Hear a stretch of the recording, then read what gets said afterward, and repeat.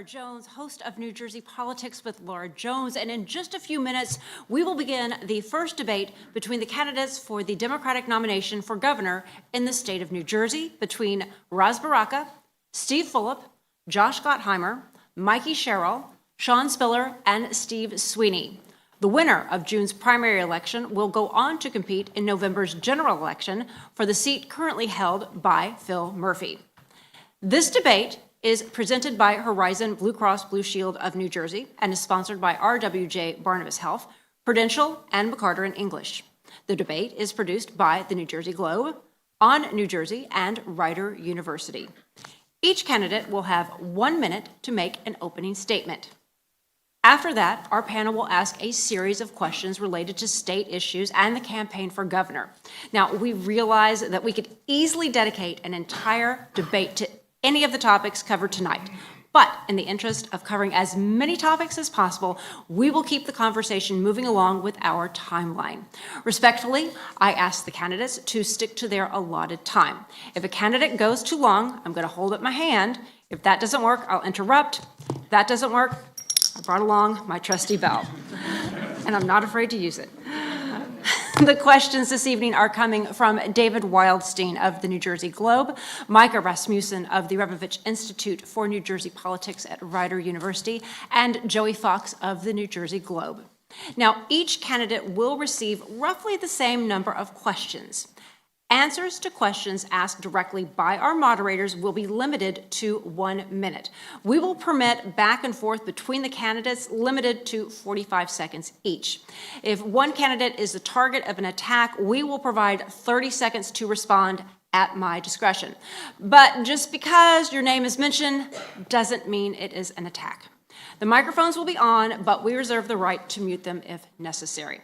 Now, my job is to be the moderator. It's not to take sides, not to give my opinion, so I'm going to moderate and keep this debate on course.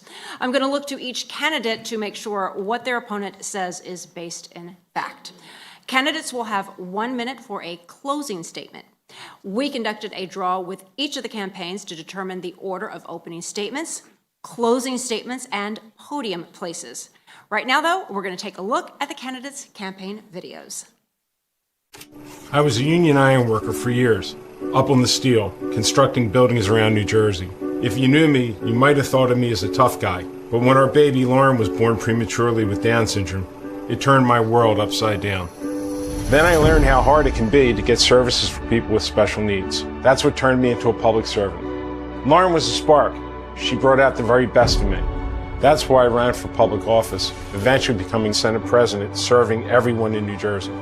I'm so proud of what New Jersey has accomplished for people with disabilities, in education, in jobs, and in training and healthcare. But much more needs to be done. Everyone deserves a shot at dignity, respect, the job. Everyone. I've gotten a lot done for working people in New Jersey. A fair minimum wage that's indexed, so when costs go up, pay goes up. Family leave so parents can be there for their kids when it's most important, and sons and daughters can care for their elderly parents. We made marriage equality the law because love is love, but there's much more to do. If you want to, you should be able to work with dignity, buy a home, raise a family, and retire all in New Jersey. We need a tax system that works for New Jersey families and retirees, not big corporations. A first-class education system from pre-K to 12, and a constitutional amendment to protect a woman's reproductive freedom.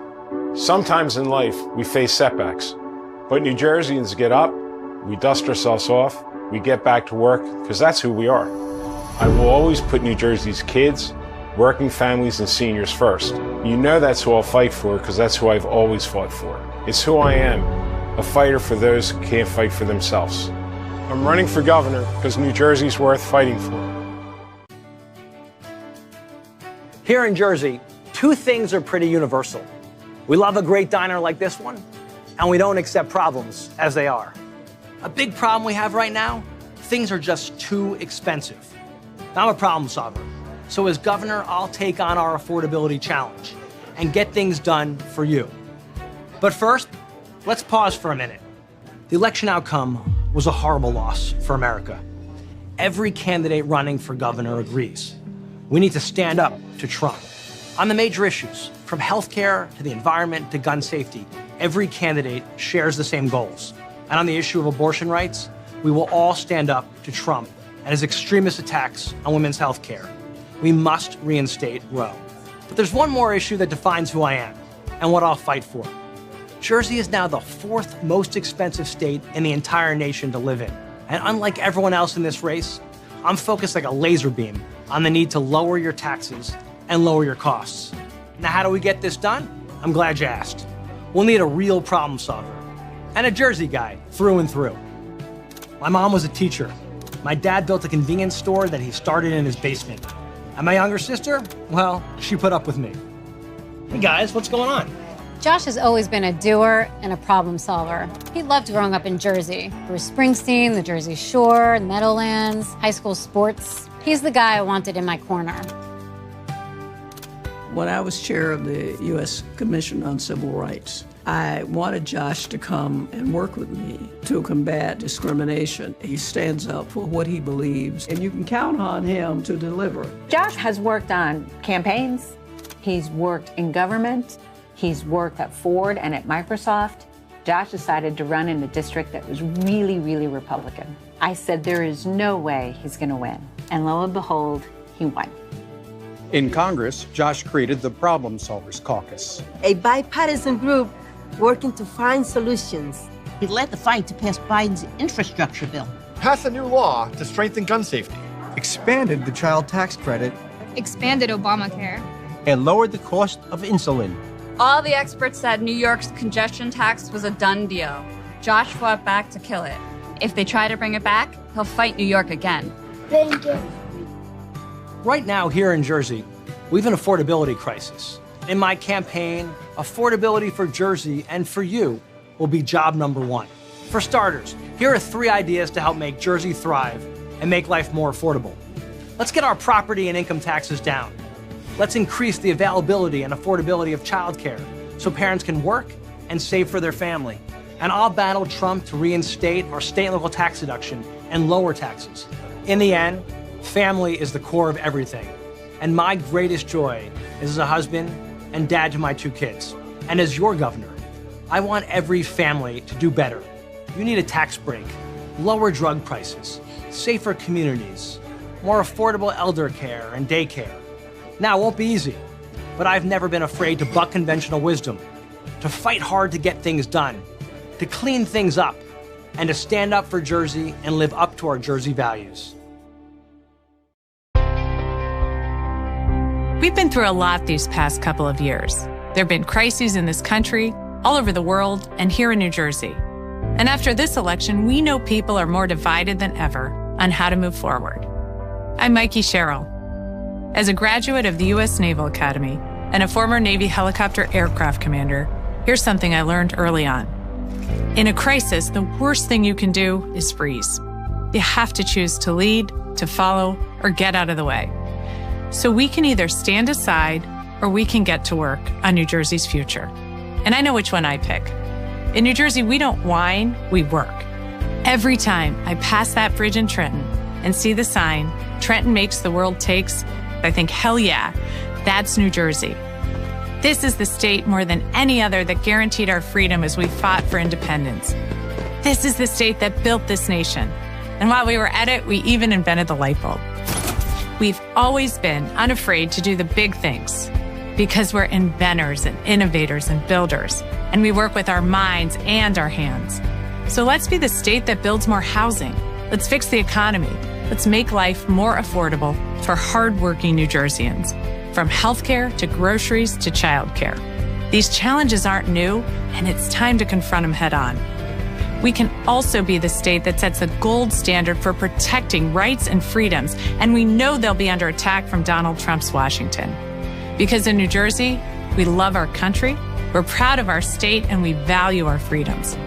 We'll defend them with everything we've got. In the Navy, I was on a mission to protect our country. Now, I'm announcing my candidacy for governor, on a mission to get things done for New Jersey. This will be a campaign we build together, because we all have a place and a say in New Jersey's future. And I've met so many people who believe as deeply as I do in the promise of our state. and I'm asking you to join us. So, New Jersey, let's build something.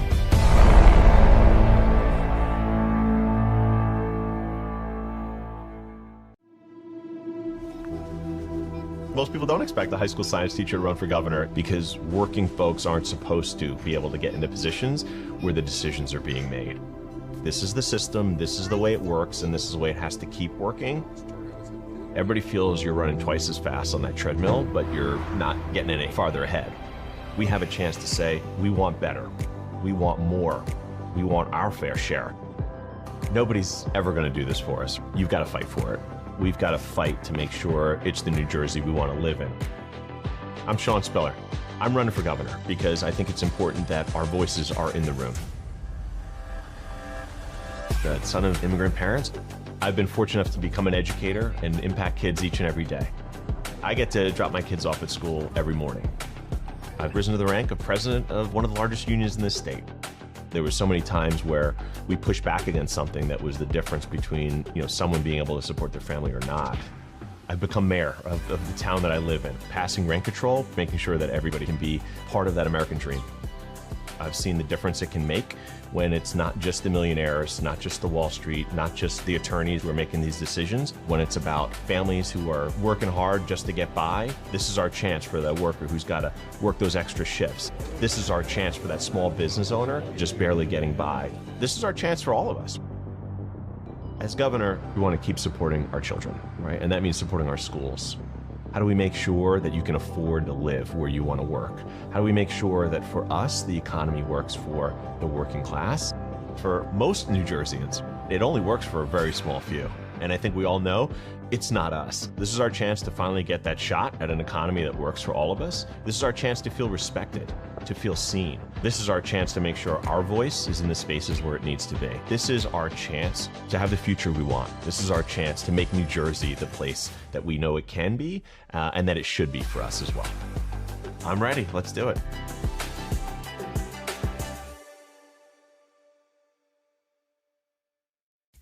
Dear New Jersey, 10 years ago, I was elected mayor of Newark to take on some of the biggest challenges.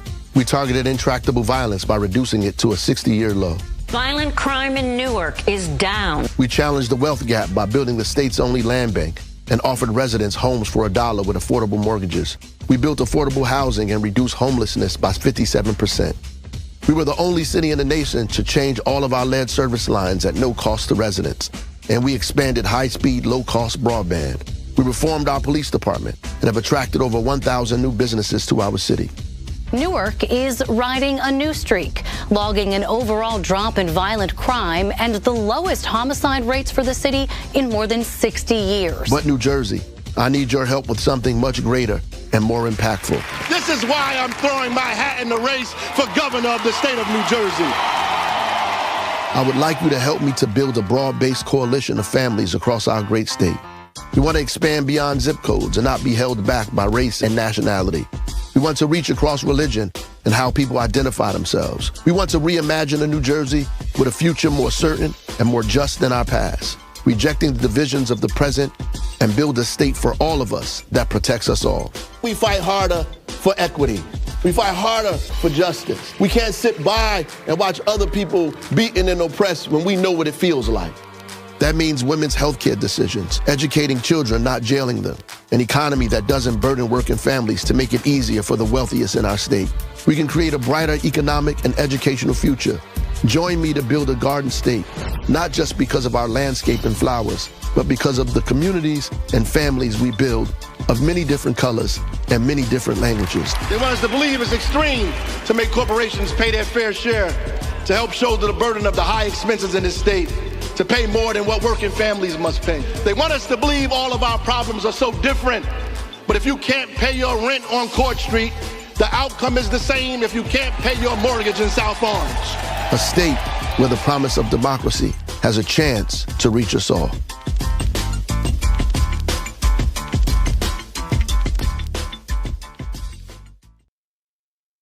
Who goes from their parents' deli in Newark to Wall Street, then gives it all up to volunteer for the Marines after 9/11? Who does that? One of the youngest and most progressive mayors in the country. Steve Phillip took on developers, Bob Menendez, and the political machine. Reforms that made Jersey City a national leader on affordable housing, job creation, policing, and healthcare. Steve Phillip for governor, on nobody's side but ours. I love this time of day. With my job as mayor and Jacqueline running her own business here in Jersey City, having dinner together as a family is really important to both of us. And you never know what will happen. I'm Steve Phillip, and when people ask why I'm running for governor, I tell them the answer is around this table. Better education, and when they're older, more after-school programs to help keep kids out of trouble. It's very real to me. As governor, I'll have a stake in this too. The New Jersey gubernatorial primary debate is getting started. Stay with us.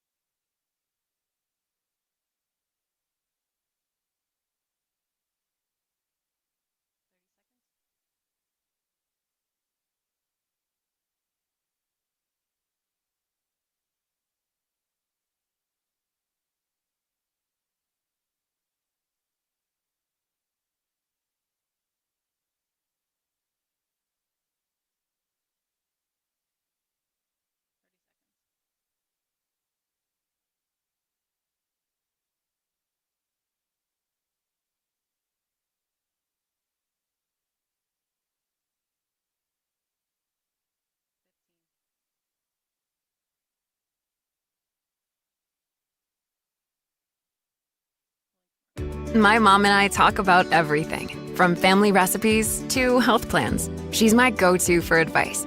When I was choosing a plan for Gina and myself, she suggested Horizon Blue Cross Blue Shield of New Jersey. Mom has been a member since before I was born. A lot has changed since then, but Horizon has always been there. They focus on our overall health, including dental and vision plans. My family is what matters most to me, and I have peace of mind knowing that we're covered by Blue. No one plans on heart disease, but everyone should have a plan for it. We help patients of all lifestyles and medical histories plan for healthy hearts. We offer convenient screenings without judgment, hundreds of preventive programs, and women's heart specialists. And we're the largest cardiac surgery program in New Jersey. Make plans for a healthy heart with RWJ Barnabas Health. Let's be healthy together. Karen's about to retire. Here's what's going into her retirement. There's us. She raised us on our own. 10 years as my roller derby wife. Three schools she's opened. She's a mother. I think we turned out all right. She's a friend. Our mothers could tell stories. She's a teacher. She may be retiring, but she's not done. I'm never gonna stop. Retirement is the sum of your life's work. Now what? Get income for life and protect your life's work with Prudential. A transformative experience doesn't happen by accident. It's created with purpose. It's built on an engaged learning program that challenges you to go out and create your own opportunities on campus and anywhere else. It empowers you to chart your own course, compete and win at the highest level, and grow into a workforce-ready grad. It's signified by making the most of this pivotal time in your life. How will Rider University transform you?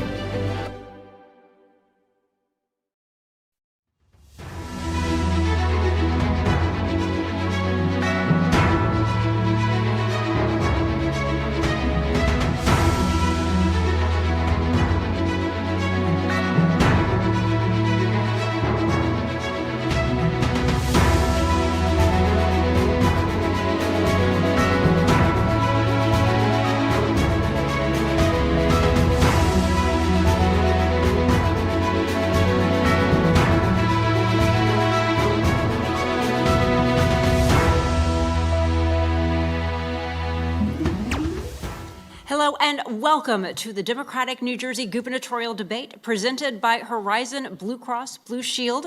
I'm Laura Jones, and tonight we are bringing you the first debate among the Democratic candidates vying for the nomination for governor of New Jersey. The winner of the June primary will advance to the November general election, aiming to succeed Governor Phil Murphy. Tonight, we are coming to you live from Rider University in Lawrenceville. This debate is presented by Horizon Blue Cross Blue Shield of New Jersey and is sponsored by RWJ Barnabas Health, Prudential, and McCarter and English. The debate is produced by the New Jersey Globe, on New Jersey, and Rider University. Join us this evening. Here on the stage are 6 candidates, and we do have a live studio audience. We are going to ask the members of the audience to refrain from making noise, including clapping or other audible reactions during the debate. Now, as I introduce the candidates, there will be one time and one time only you're allowed to break those rules, and that is to show your appreciation with applause for the candidate. And that is now the time to welcome our candidates to the stage. First up, Steve Sweeney, former president of the New Jersey State Senate.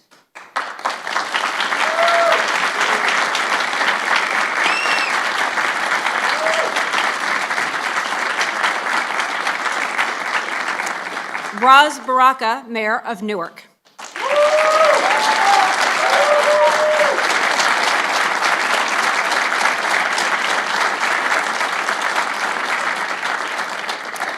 Steve Fulop, Mayor of Jersey City.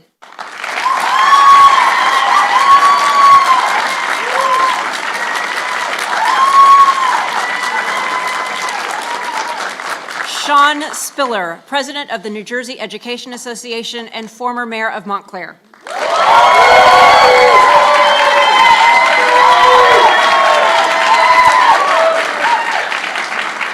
Mikey Sherrill, U.S. Representative for New Jersey's 11th Congressional District.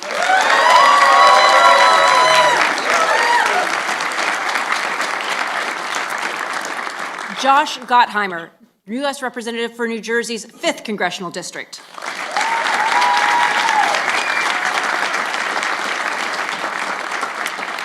And we welcome the candidates. Joining me on the panel is David Wildstein, editor of the New Jersey Globe, Micah Rasmussen, director of the Rebovich Institute for New Jersey Politics at Rider University, and Joey Fox, congressional correspondent for the New Jersey Globe. Now, we've gone over the rules of the debate and have a lot of questions to get into, so we're going to jump right into opening statements. Mikey Sherrill, you won our candidate draw and will go first, followed by Steve Sweeney, Sean Spiller, Josh Gottheimer, Raz Baraka, and Steve Fulop. Mikey Sherrill, you have the floor, 1 minute. Well, thank you so much. Thanks to New Jersey Globe, On New Jersey, and Rider University for hosting tonight. I'm Mikey Sherrill. I have a different kind of experience, so I'll be a different kind of governor. I went to the United States Naval Academy. I served for almost 10 years as a Navy helicopter pilot. I then went on to serve again at the U.S. Attorney's Office. And I've got 4 great kids, and now I'm in Congress, making sure I'm delivering for you. In fact, I've been named the most effective member of Congress from the New Jersey delegation. So I'm not going to put up with the status quo. I'm going to get things done. When you know who I am, you know who I serve. You know who I work for. It's you. So let's build something. Thank you very much. Steve Sweeney, you're next. And again, thank you, Rider, the Globe, for putting this together. My name's Steve Sweeney. I'm a union iron worker, and I think I took a little bit of a different path to this place where I'm at today. Right out of high school, I went to work as an iron worker, and on my way, my journey, I had a daughter born with a disability, and it changed my world overnight. It made me determined to look after the person that doesn't have the voice, people that are looked at and are looked over at all times. So, you can complain about things, or you can do something about it. Well, I did. I ran for office to be an advocate for those people, and like my daughter, and was very successful in helping them. But also along the way, my father always taught me, look out for the little guy. Always look out for the little guy. And that's why we raised the minimum wage, and we did pay family leave and earn sick leave. We did things that make a difference in people's lives. So I took a little different path than everyone up here, but I'm thrilled to be here. Thank you. Sean Spiller, you're next. Thank you. I'm running for governor because this is our chance to do things differently. In this state, we've seen for far too long where folks often are serving those who fund their campaigns, the uber rich and the ultra wealthy. And we know this is our chance to fight for folks like you and me. We know who is in those back rooms making those decisions, and we know it's not us. That's why I'm running for governor, to change that, to make sure that our voices are heard, to make New Jersey affordable, to bring down the cost of housing and health care and child care, and yes, to protect every family from the disaster that's in the White House. But we're not going to do that by doing the same old things in the same old ways. We've got to do that by changing things. I say this as a science teacher and as a coach. I say this as a son of immigrants and an immigrant myself. I say this as a black man in America raising 2 young boys. And I say this as somebody who's dedicated my career to fighting for teachers, educators, parents, and most importantly, our kids. Now, I may not be the handpicked candidate, but I am looking to be your candidate and your governor, because this is our chance. Thank you. Josh Gottheimer, you're next. Thank you to the Globe, and very grateful to Ryder for having us. I just finished my 21-county tour of diners across Jersey, and I'll tell you, booth after booth, I'm hearing the same thing. Jersey's just too damn expensive. And families are saying to me, I want to stay here. I want my kids to be able to afford to grow up here and be able to raise their families here, but we just can't afford it. Between property taxes and child care costs and the cost of food and health care and utility bills, it's killing us. And I get it. I want everyone to be able to be here because we love Jersey. So what we're going to do is we've got to make Jersey more affordable. That's why I'm running as the lower taxes, lower cost governor. And I put out just a couple weeks ago a tax cut plan that shows how we're going to make Jersey more affordable. We're going to cut property taxes by about 15%. We're going to give seniors a break and make sure we have a rental rebate to help people who rent. And we're going to do everything we can to grow our state and bring more jobs here. We can do this. I'm a problem solver. People will say this is impossible, but that's the wrong attitude. We can get this done, and I have a long record of solving problems for our families. Thanks so much. Ross Baraka, you're next. The wealthy in this state have bankers, lobbyists, big law firms to represent their interests. The rest of us depend on the governor of the state of New Jersey. I don't come from a wealthy family, a big law firm. I'm not being funded by special interests with a $35 million piggy bank. I'm not getting funded by Elon Musk or SpaceX or Donald Trump's cousins and nephews or investment bankers. I'm just a regular kid from the city of Newark, a teacher, an activist, an educator who became the mayor for the last 10 years fighting difficult and intractable problems, working people's problems, every single day. And I know people out there are afraid and scared because Donald Trump has been wreaking havoc for the last week, which is why we need a strong leader, a strong governor that stands strong on democratic values. We don't have the time to meander in the middle, to be mealy-mouthed or this way or that way. We can't fight extremism with moderation. So we have a chance to show the rest of the country we choose hope over fear. We choose our future over our past. We choose Ras Baraka, a strong leader, a problem solver, a Democrat for governor of the state of New Jersey. Steve, fill up your opening statement. Let me start by saying thank you to David and the New Jersey Globe team. I come from a family of immigrants, Holocaust survivors. And growing up, my father always told me to take the path less traveled. It's more difficult, but it's more rewarding. It's the reason after 9/11, when I was working in a prominent investment bank, I chose the unorthodox path of leaving to enlist in the Marine Corps to serve in Iraq. It's the reason when I came back and Democrats couldn't find somebody to challenge Bob Menendez, I raised my hand and said I'd do it. It's the reason in 2005 and 2013, I ran outside the political establishment to change how a council person works and how the mayor works. And Jersey City has been demonstrated as being a leader on social services, on economic issues, on criminal justice reform. I'm running a campaign to change New Jersey and to reform it. I'm unapologetic about that, and I hope you will join me on that effort. Time now to go to our panel, and we take it to Joey Fox. You were first. So all 6 of you are seeking to succeed Governor Phil Murphy. He's a fellow Democrat. He's led the state for the last 7 years. So I'm going to ask a simple question that I'm going to go down the line and have each of you answer, and then we can talk about it more. But for now, I'm looking for one letter, which is what letter grade would you give Governor Murphy's administration for the last 7 years? So I'll start with you, Senator Sweeney. C. C. B+. C-. As a teacher, you know you don't judge a person by one grade alone, but I'll say this, C+, maybe B. B. B. Okay, I'll ask you, Congresswoman Sherrill. You gave one of the highest grades here. What What's your thinking? Why do you think that Governor Murphy is a B governor? So I think something Governor Murphy did well was to fully fund the pension system for the first time in decades. That's critically important to our credit rating, and I think it's going to make a huge difference on how we invest in the future of New Jersey. What I'm less happy with is the state of New Jersey transit. We've just been through the third summer of hell, and I think we need innovative ways as we look forward to how we are going to fund this, how people are going to have a better rail experience, but also a better experience on our roads and in our bus service as well. Senator Sweeney, you gave a lower letter grade there. Well, I worked with Governor Murphy, and look, a C for me is a good grade, just so you know. Okay, but my point is, to what Congresswoman Sherrill said, New Jersey Transit's a wreck, and too many people depend on it. It needs to be fixed. I give the governor a lot of credit for signing the corporate business tax to invest in New Jersey Transit. There's one big problem. They didn't constitutionally dedicate it. And knowing how the budget process works, that money will be gone in 3 years, mark my words, if it's not dedicated. So most importantly is, New Jersey's in a tough spot. It's too expensive. It needs to be more affordable. We need to take on the tough things. And I am very proud that I partnered with Governor Murphy to fully fund the pension system that we've put $50 billion in since 2011.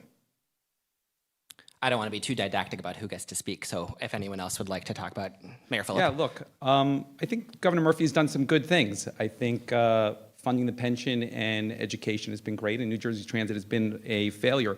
I give him an average grade because good leadership are people that are bold, that push boundaries. If you think about the things that he touts, cannabis, minimum wage, paid sick leave, each of those things, New Jersey was not bold. We were late to the party. By the time we got to $15 minimum wage, 10 other states were already there. It needs to be higher in New Jersey. Cannabis, we were late to the party on that. Paid sick leave. Jersey City happened to be the first to do that. So it's hard for me to give him a grade better than average in a situation where I think leadership needs to be bold and push boundaries. And I don't think New Jersey has done that over the last 8 years. Well, I would say, while we beat up on Governor Murphy here, that most of the things he's done have been very, very difficult to do in prior administrations. Raising the minimum wage has been difficult. Paid sick leave has been difficult. Making sure that prisoners had a right to vote when they came home from parole or probation. Making sure we fight for equity, a public bank. All of these things are incredible things that could not have happened administration before that. And many of these folks were there. Were there when it couldn't happen. Were there when the ball couldn't be moved, when the obstacles couldn't be removed. They were there watching these things happen and are critical of Governor Murphy for doing the things that they couldn't get done while they were there. And so the reality is, to me, that we ought to give him what credit is due. He took us up to the door of democracy. It's our job to kick it in and go inside. Congressman Gottheimer. Governor Murphy has gotten a lot done. I think, though, what we really need to focus on is affordability. We're now the #1 out-migration state in the country 7 years running. We're losing a lot of people and we're losing a lot of jobs. 15% of our public companies have left in the last decade. Those are a lot of good-paying jobs for folks. We need to grow our state and make it affordable for people. Childcare costs are killing them, utility costs are killing them, and property taxes and income taxes are really hurting people. We need to make sure that the state is a place that people can raise their families, they can retire, that's here to afford it, and then of course we want people to come here and raise their families. So I really think we've got to, as a state, make sure we focus like a laser beam and getting taxes down for people, which is my tax cut plan is all about making life more affordable, and I really think that's got to be job one. Well, all of us are going to say that. All of us are going to say that. I'll let Mayor Spiller go because he has not yet. Yeah. I say this. I think we all agree there are things that Governor Murphy has done, and certainly I don't think there's been a better governor for education and funding in some of those spaces and doing the things that benefit our kids.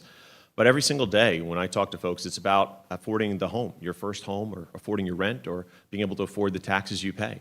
It's about making sure that when you're sending your kid to quality early education or childcare that's costing you $20,000 or more, how does that burden your family? And how do you get by and support yourselves?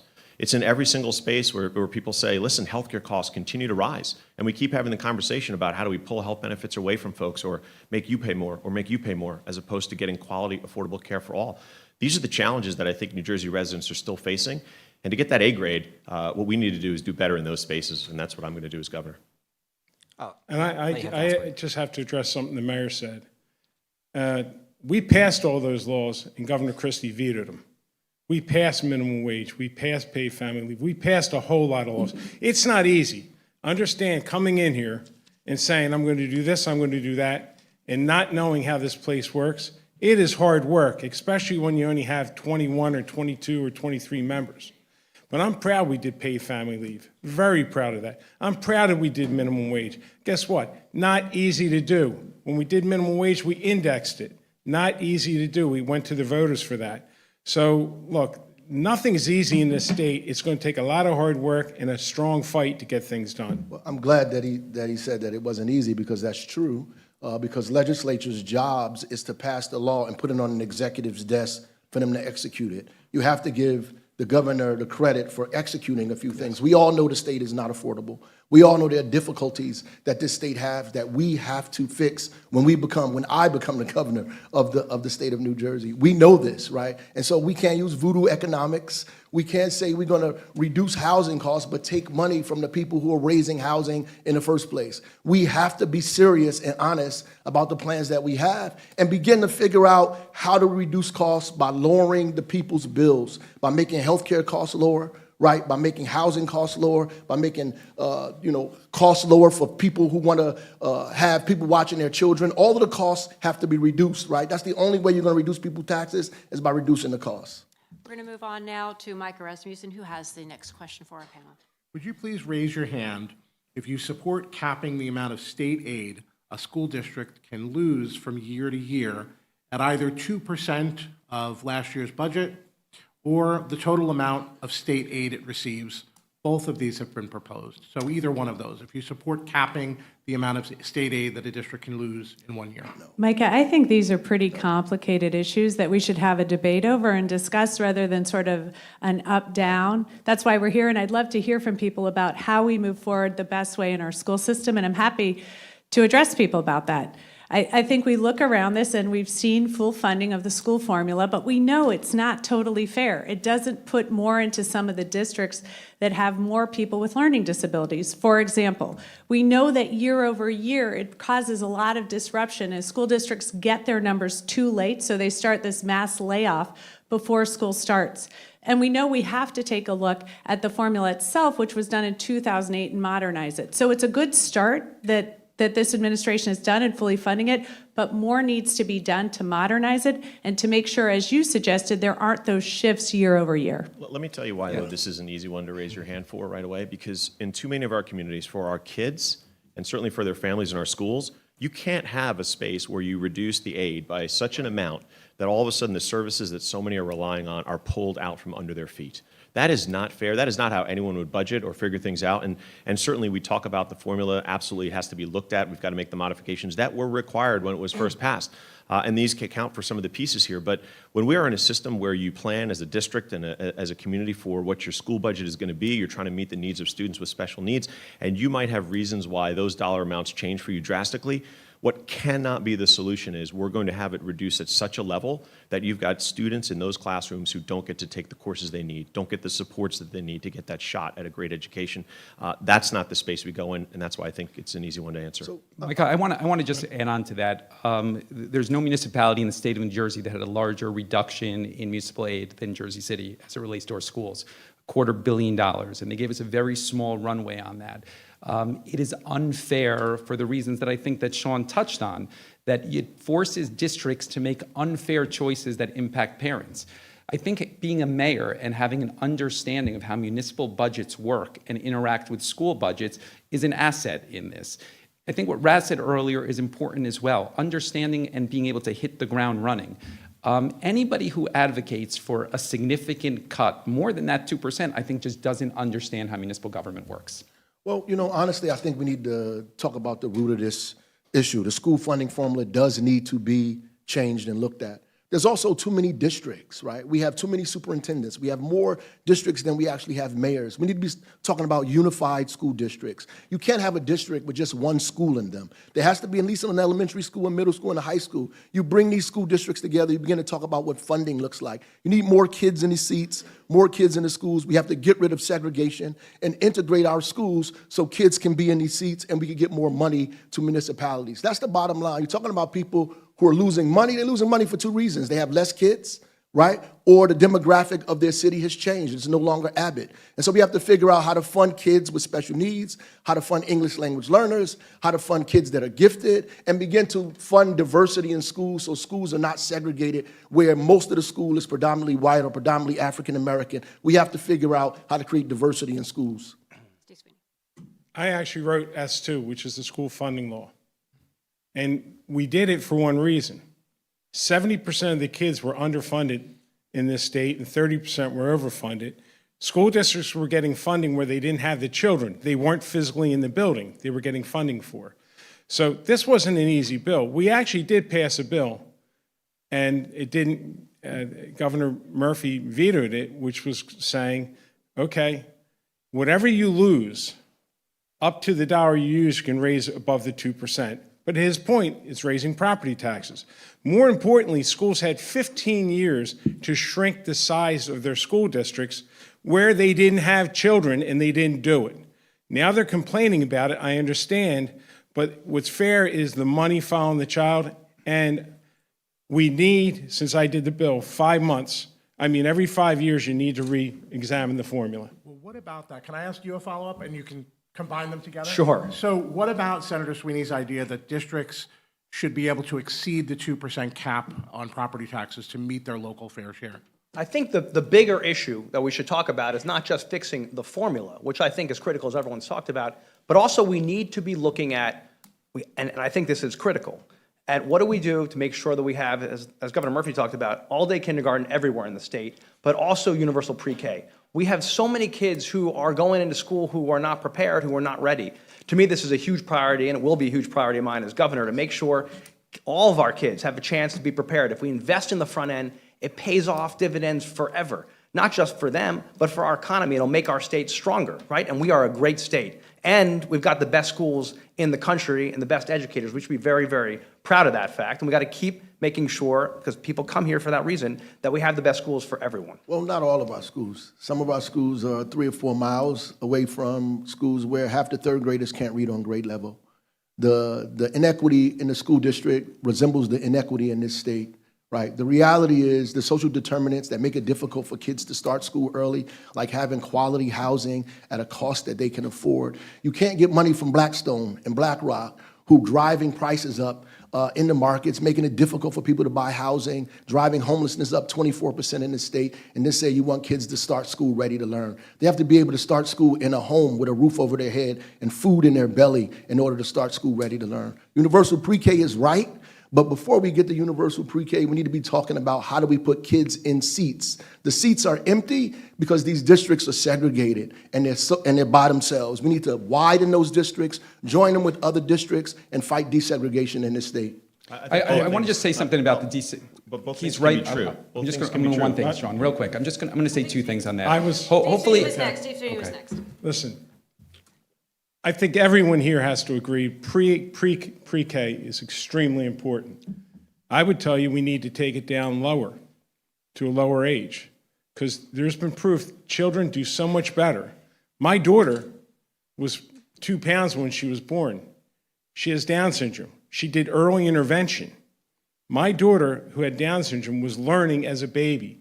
85% of your brain develops from birth to 5 years old.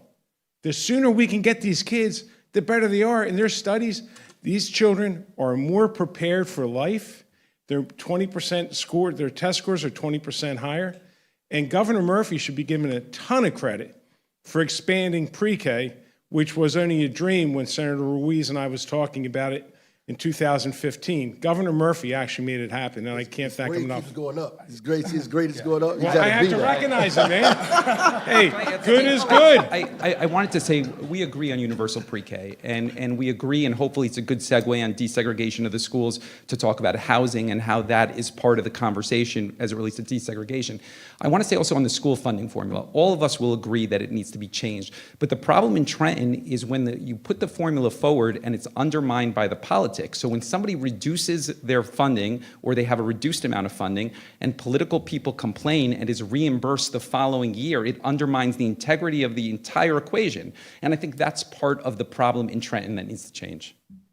Yeah, look, what I was going to say before is that both things can be true. When we talk about having the best schools in the nation, We absolutely do. It's because we have the best educators, we have the best partners and parents, we have the best students who are working hard each and every day. But we know that it is not the same in every single one of our zip codes, but we have to be honest about in our conversations about what are all the reasons. Our schools are a reflection of our communities in so many ways. And when we've under-resourced our communities, taken jobs out and opportunities away, when we don't have the opportunity for parents to be able to help and support their students because they're working that second, third, fourth job, all of these challenges when students can't come to school with the meals in their bellies, ready to learn, or don't feel safe and protected, these things have an impact. So when we talk about this, I think more broadly, we have to say, as people would often criticize me saying, hey, listen, you're a teacher, stay in your lane, talk about reading, writing, math. I'd say, no, we've got to talk about these other pieces as well, because if we want to see that quality education that we know is there and available and needs to be supported in every single one of our communities and schools, we've got to support the drivers that impact it and make it so hard for that to happen. Both of them Thank you. We're going to move on. We're going to move on now to David Wildstein for our next question.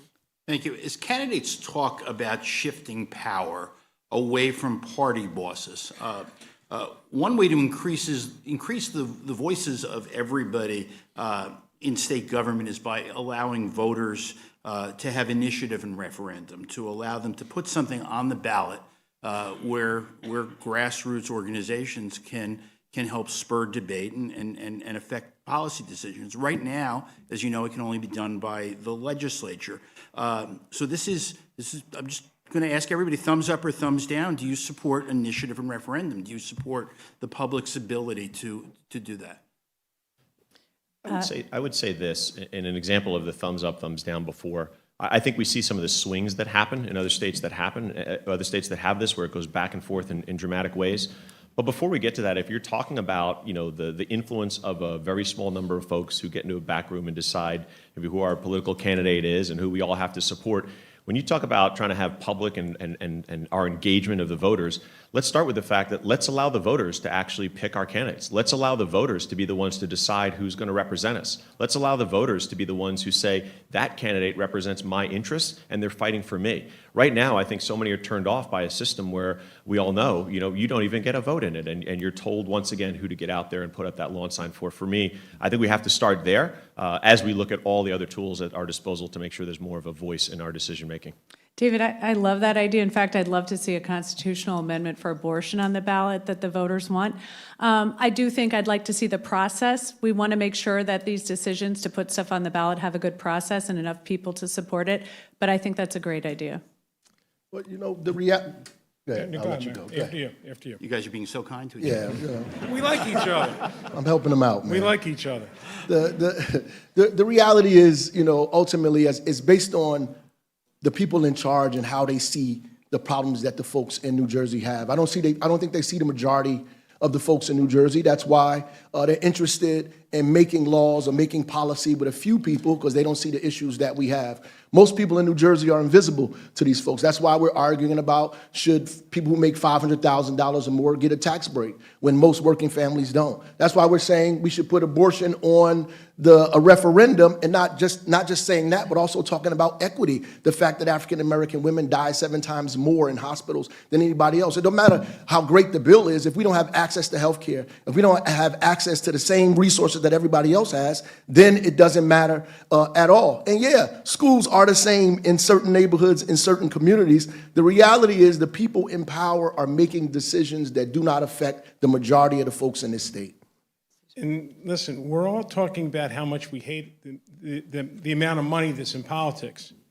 Do you realize how much money will be spent on initiatives where working class people don't have the same tools? No, I don't support it. I support elections that elect a governor and a legislature, and if you're unhappy with what they do, you should not vote for them again. But look at California as a perfect example. $60, $70 million on the issues.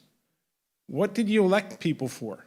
What's the purpose of electing people to represent you if you're going to give up your responsibility? Listen, it's not afraid to let people in. I'm worried about the money that's going to be used to push policies that we don't believe in. Yeah, I'm going to say if anybody has a question on who Trenton represents, I mean, you need to think just last year. Open public records rolled back despite the fact that hundreds, if not thousands, of advocates came out saying that you shouldn't do that. The year before that, campaign finance rules being rolled back despite the fact that hundreds, if not thousands of people came out saying, please don't do that. Why? Because there is no accountability in Trenton. The structure is from these political bosses that control it and have monetized the system for themselves. Of course, giving the opportunity to regular people to put initiative and ballot referendums out there is a positive. It encourages more democracy, and we should trust our residents that they're going to make smart decisions. Well, let me ask a follow-up. Mayor, I want to ask you a follow-up. What can New Jersey do to empower communities that have been disinterested in the process in order to have them vote more often and have them more engaged in what's happening in their communities? They have to see themselves in the policies that are created. If I took a picture of this room, the first person you look for in the picture is yourself. If you don't see yourself, then it becomes less interesting to you. Then you begin looking for people you know. If you don't see people you know, then you might put the picture down because it doesn't engage you. It doesn't have anything to do with you. These policies that are created in the state don't resemble the majority of the people of this state. It resembles a slim margin of folks that we debate and that we argue about all the time. Let's be honest. Like, we can talk about who's the boss, and some people are mad because they ain't the boss. But the reality is the same thing is with money. You can't not raise your own money and then have a $35 million piggy bank, or get money from huge investment bankers, or get money from military contractors and all these folks, and don't believe it'll have an impact on these elections, have an impact on your decisions. That's just not true. So the reality is, yeah, we need to create policy. We need to talk to people. We need to go to bars and barbershops and beauty parlors and get folks involved in our elections. But ultimately, we need to make sure we're raising money from the same people we're going to get our votes from. Why? Because we can't get our votes from one side of the community and our money from another side of the community and expect our policies to match.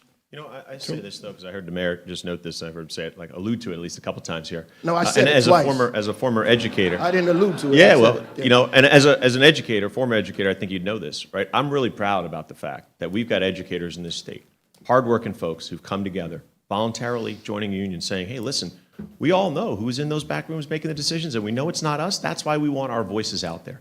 That's why we want to make sure we can pool our dollars. They'll never compete with the Elon Musks and the other millionaires, billionaires, Wall Street, big oil. You go down the line. But we know that the only way we have at least a chance of being in the conversation and having our issues front and center is by making sure we engage in the process. But we don't want to get rid of the king and make another king. And everything at a time. I don't want to get rid of the king and make another king. Listen, I'm if you, opposed as to you kingdoms. said, We won the war. The British lost. We have a democracy. When we're trying to represent the people, Mayor, it's important that we're understanding that those who are funding, I couldn't agree with you more, matter. And when you're funded by hard-working folks in this state, and I'm really proud of all the small dollar donations from so many working class folks in this state, that matters, yes, because that's who I'm going to fight for on every issue. Because those are the issues that they're facing, those are the issues that I'm facing. I see them each and every day as that teacher with the parents who are making tough choices for my kids. I see it as a father myself with the cost of everyone's talking about, you know, pre-K. Yeah, I'm paying, I know it. I know it right now. I'm living that, right?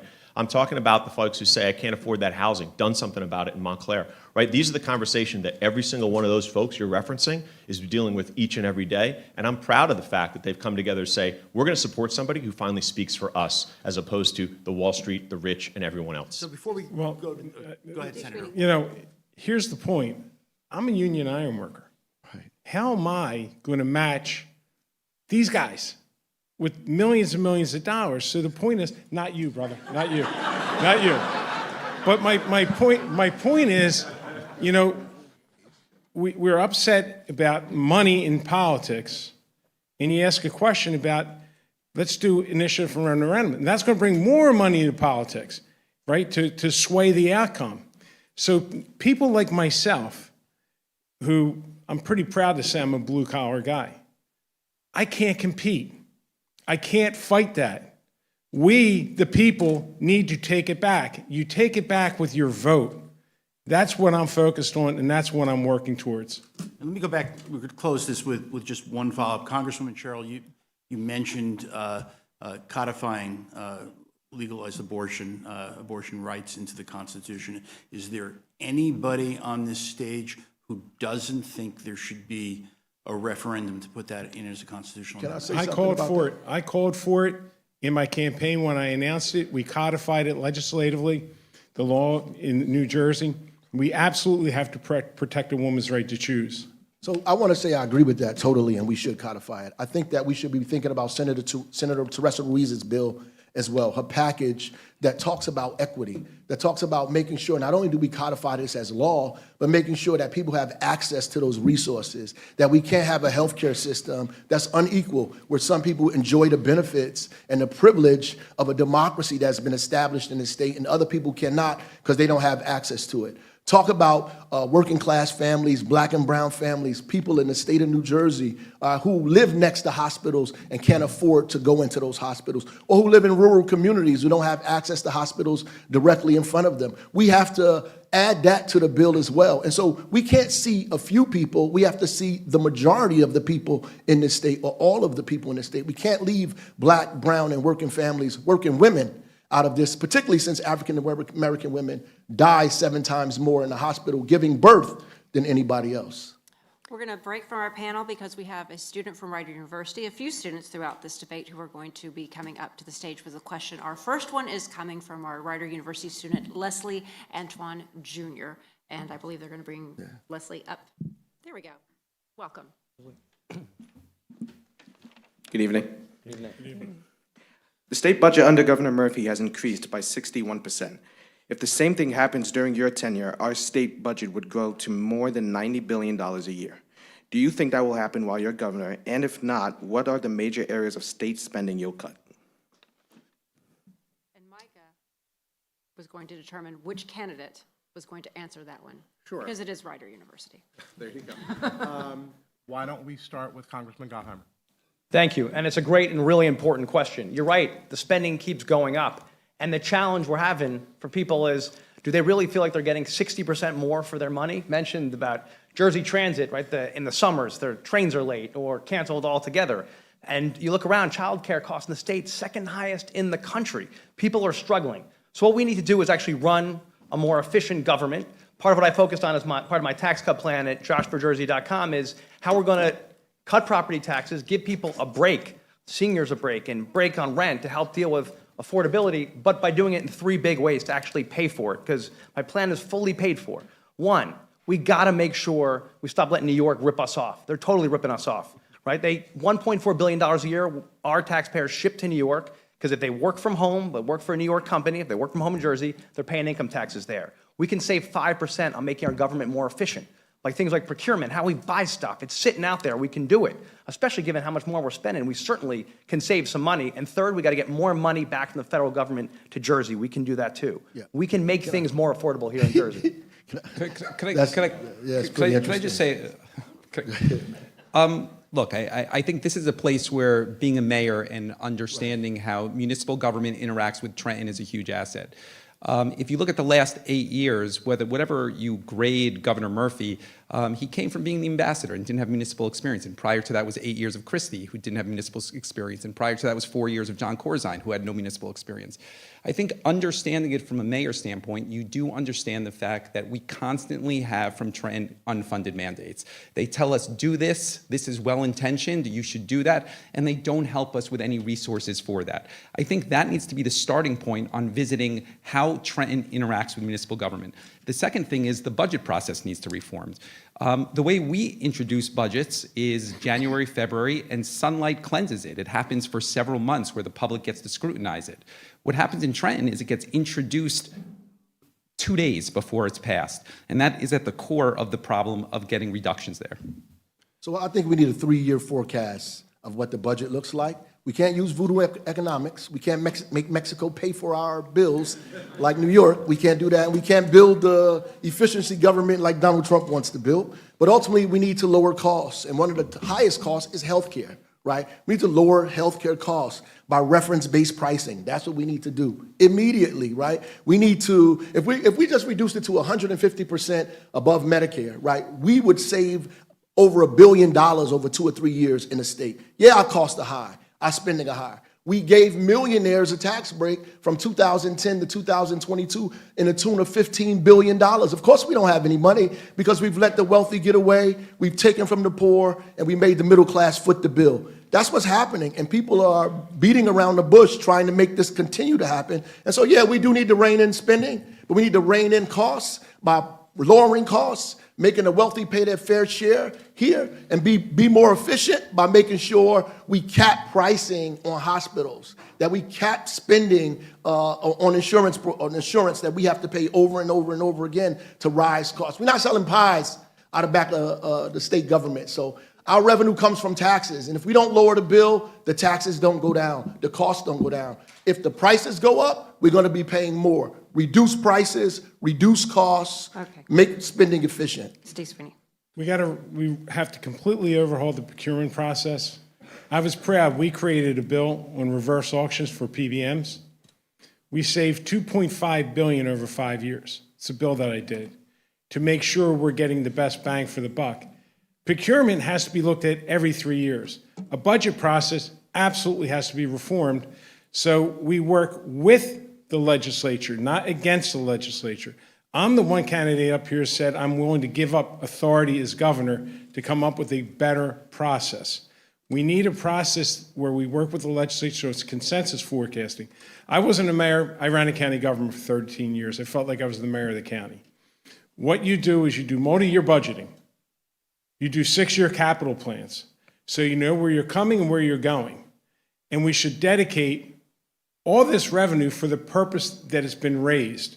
Because what happens is money is raised for a certain purpose, and then after a year or two goes into a black hole. We need to stop spending more.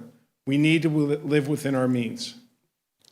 Sean Spiller, then Mikey Sherrill. I think it is important, seeing that from the municipal level as a mayor, understanding that while we have these conversations about how we're going to lower our taxes, right? It's important to clarify, what are we talking about here, right? Because oftentimes, as the mayor said before, we see these unfunded mandates from the state. And every time we've seen governors before with these schemes and other mechanisms where they say we're not funding what we should, you know who makes up that difference? Local property taxpayers. At the municipal level, time after time, that's why we see those rising property taxes and the challenges that so many are facing. We have to look at the more equitable ways that we can raise taxes at the state level and use those taxes to support and bring down the cost of everyday residents and certainly our property taxes as well. That's got to be the focus as we're engaging in this conversation about who's paying for what and how are we getting it done. Oftentimes we're over-relying on our property taxes and we can't go back to that in any ways with underfunding at the state level. Mikey Sherrill. I think we have a really complicated future. And in fact, many people have said to me, why do you want to run for governor? Because the bill's going to come due in 2026 when you take your seat. And that's because I want to bring new leadership and fresh ideas to Trenton. We can drive in federal money. I've driven in over $50 billion, including for funding of the Gateway Tunnel project, including for making sure we're funding flooding in my district, making sure we're flooding mental health issues. I'm sure all of the mayors up here have appreciated the federal money we've driven into this state to fund many of the things that they most care about. That's really important, but we've also got to address and attack the state budget system, which is going to involve an independent auditor for our state health insurance program. It's going to involve making sure that we have more transparency. We're going to have to make sure that we have people paying their taxes like we did in Congress when we funded the IRS. And finally, that's not where it ends on affordability. We have got to build houses in this state. We are not going to make New Jersey more affordable if we don't make housing more affordable. And that's why I've driven in federal ideas for repurposing commercial properties. We can look at Harrison and what they've done on the waterfront, making sure that we are utilizing places like Trenton and Atlantic City and spaces that can really build more. Because as you just heard, there are unfunded mandates coming from Trenton, and too often it's for sewering systems that towns don't have, for example.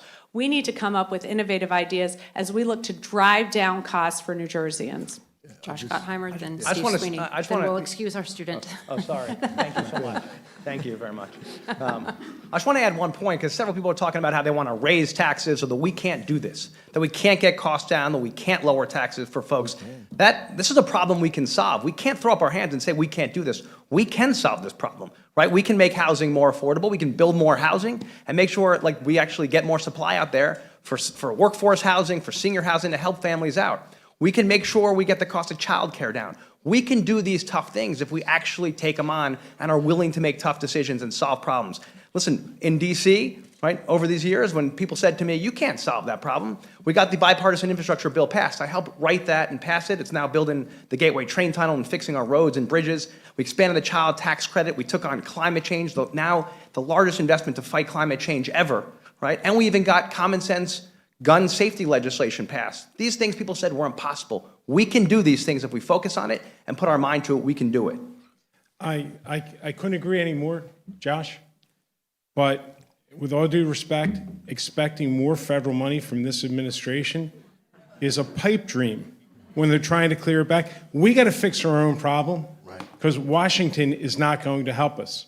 You know, Washington, we introduce lots of bills, we make lots of promises, and it doesn't happen. I'm not blaming the members up here. I'm just blaming Washington itself. We cannot expect Washington to bail us out. Unlike Washington, where they just say, hey, leave the mint work overtime, print more money, and what's the deficit, 30-some trillion dollars? We have to balance a budget year in and year out. It's a different animal. But we could do both, Steve, right? You would agree? We could fight to get more money back to Jersey, cops, for firefighters. And by the way, those are dollars we get back when we fight for them. And you can do both. Right? Josh, I agree. We can do both. We can absolutely fight for it. But knowing what's going on in Washington right now, please, you're both in Congress, bring it back. I'll cheer you both on when it comes. Leslie, thank you very much for your question. I know David Wildstein has a follow-up. I just want a quick follow-up, and we'll be very quick on it, but any conversation about the state budget has to involve a commitment to fully funding state pensions. So this is going to be the kind of question you all love, which is the pledge. There's three camps. You're either, yes, I will pledge to fully fund the state pension, no, I will not, or third is I'm undecided. So why don't we just quickly go down the line? I'm proud that I was the sponsor of the bill that got the funding to fully funding. Prior to us changing the law, the state of New Jersey over the previous 20 years spent $3 billion over 20 years to fund the pension. Since we changed the law, $50 billion up to today. I'm pretty proud of that accomplishment. I would say yes, and I think we should have a 3-year forecasting with the legislative branch and executive branch, making sure we solve for the pension, school funding, and property tax relief, that we build everything around that and bring an outside party in to sit with us and figure out how to get this done. I walked in the City Hall with a $93 million deficit. Workers were being laid off, being furloughed 1 day a week, every day. All of the city buildings were sold. We fixed that problem, right? We went up twice in rating in Moody's. Ever since that time, we've been giving workers raises. In fact, the lowest paid worker in the city of Newark is above $40,000 a year. We fixed the budget in the city, and we took care of the least of those at the same time. So yes, we fund the pension. Yes, we fixed the budget, and we stopped taking money from special interests that are trying to make us do the otherwise. Yes, and I would expand that. In New Jersey, there's one municipality that has its own pension system and is also part of the state pension, and that's Jersey City.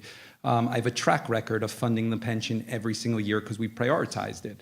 I think once you get to Trenton, you need to be honest about the fact that there's a revenue conversation that needs to happen as well. You need to revisit tax brackets. You need to revisit what a millionaire's tax is versus the people that make $2 million and $5 million. A millionaire from 20 years ago is not the same as a millionaire today.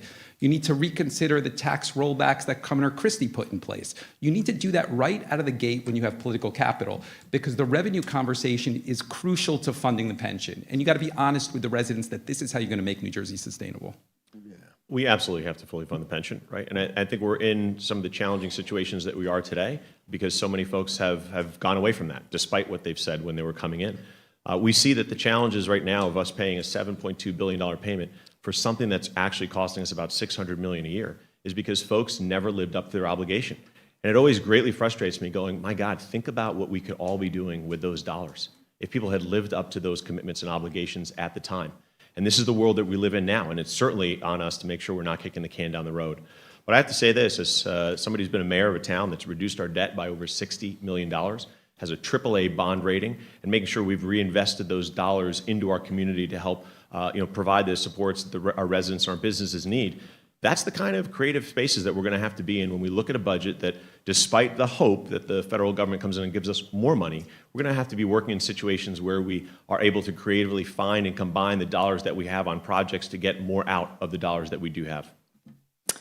Well, this is why I brought up Governor Murphy's fully funding the pension as one of the things I really agree with, because we know that for years other governors kicked the can down the road. So that has left us paying over $7 billion a year for our pension system, which with right next door, New York, only paying $1.5 billion for a far larger pension system.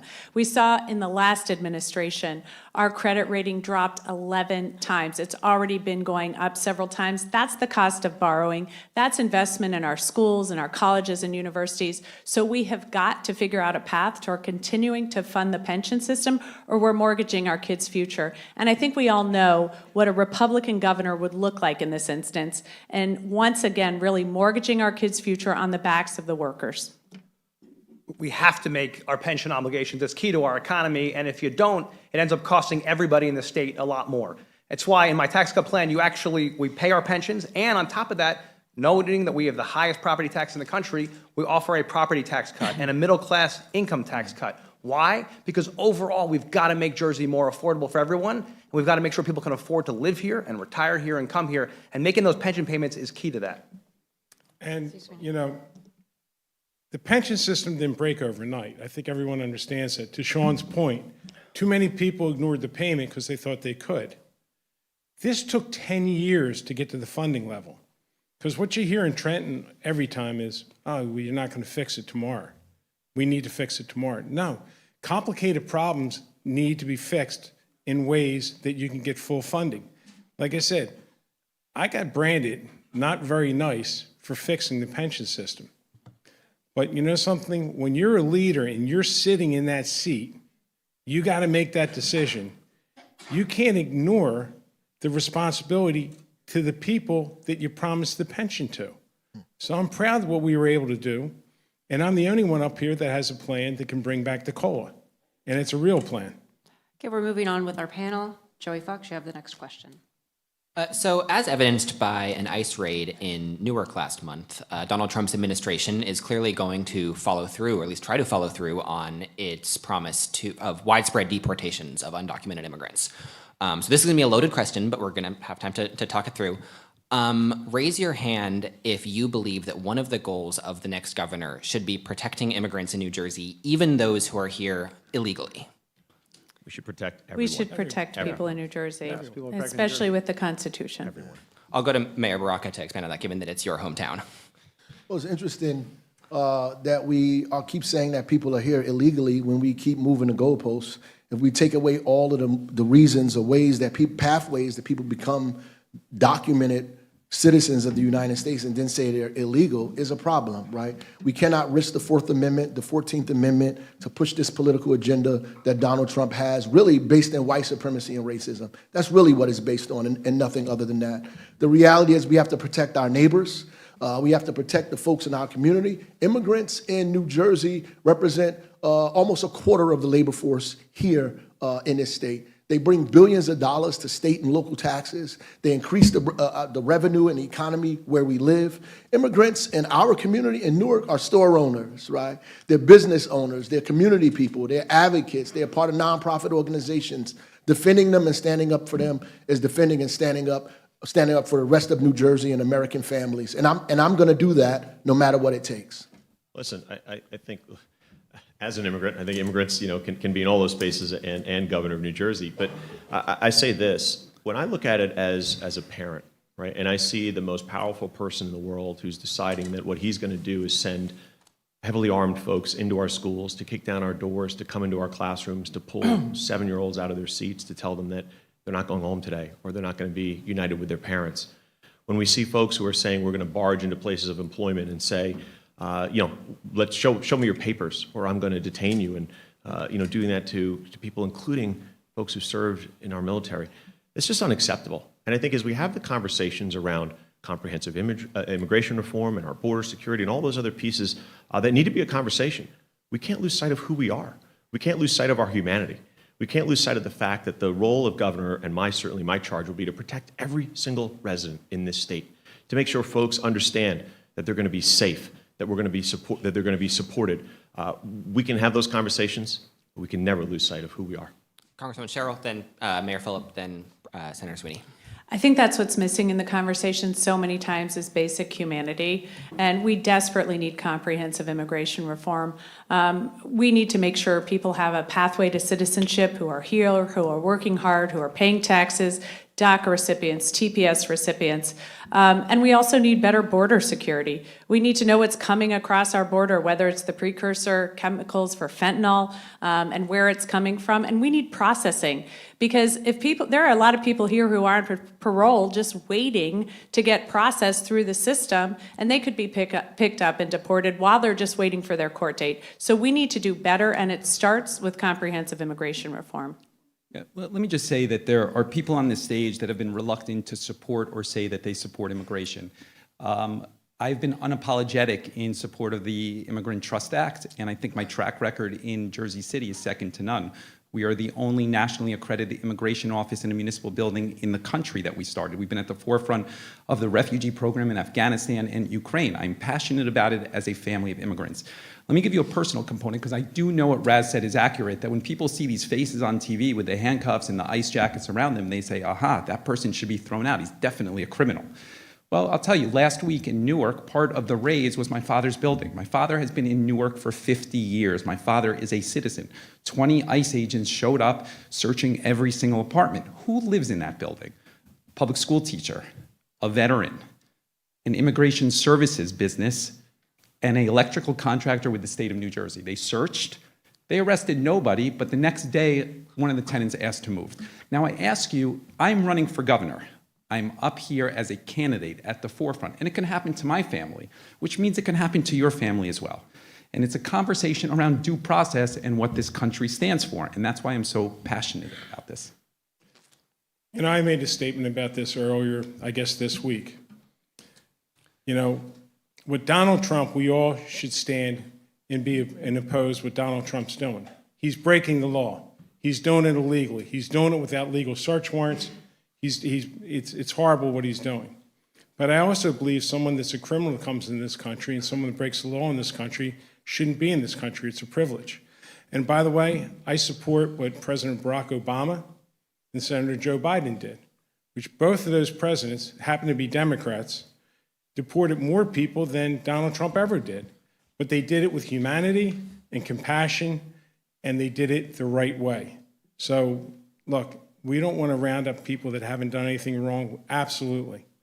But people that have broken the law in this country, I'm sorry, they need to leave it. Congressman. I just want to add that what I think is outrageous, and this point was made, is that you have President Trump ordering his people to literally go into schools, it was said, to go into restaurants, as we saw, and to churches, and literally take innocent, undocumented people and round them up. That's unacceptable. And when I'm governor, and this governor should do everything we can to use the full force of our state to stop that, right? It doesn't live up to our values. We know that those people are working hard, they're feeding their families, they're doing right.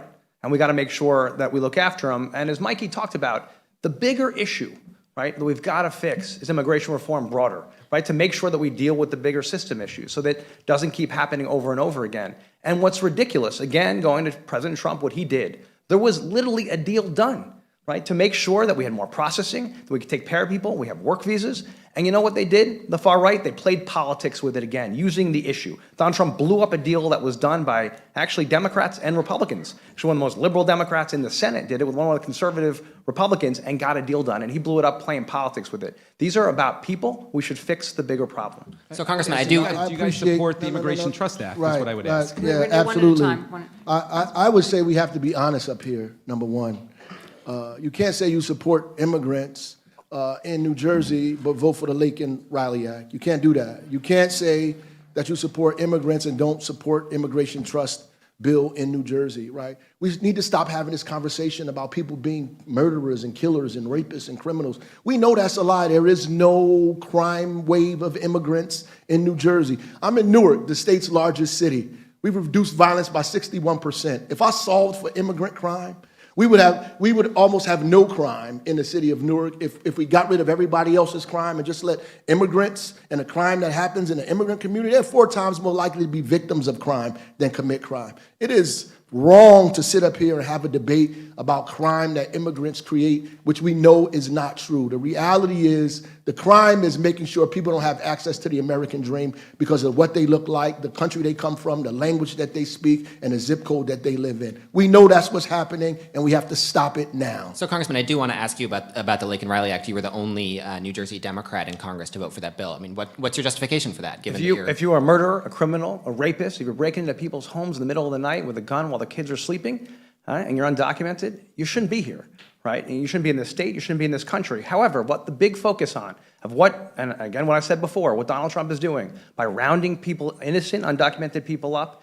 and going to churches and schools, right, and going to restaurants and rounding them up, that's unacceptable. And the governor, and when I'm governor, I'm going to do this, use the full force of the state to stop it, right? And that's the key. The great thing about the United States is we have a Bill of Rights and a Constitution of the United States, right? The reality is people come here because of the Bill of Rights, because of the Constitution. I've read somewhere that you were innocent until proven guilty.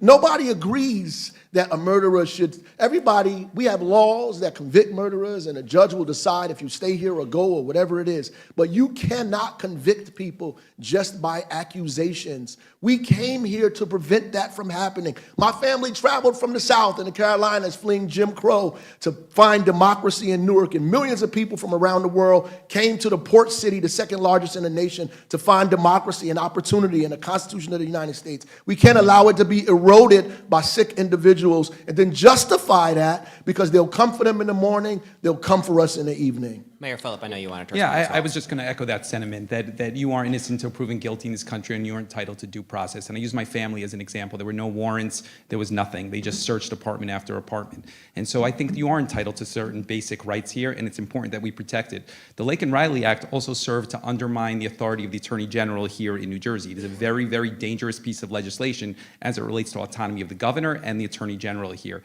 and it should not have been supported. Senator Sweeney. You know, we're talking about this bill in the State House that's going to make a difference. This is all federal. Everything about this is federal government. They don't have to work with us. They're breaking the laws and we should hold them accountable.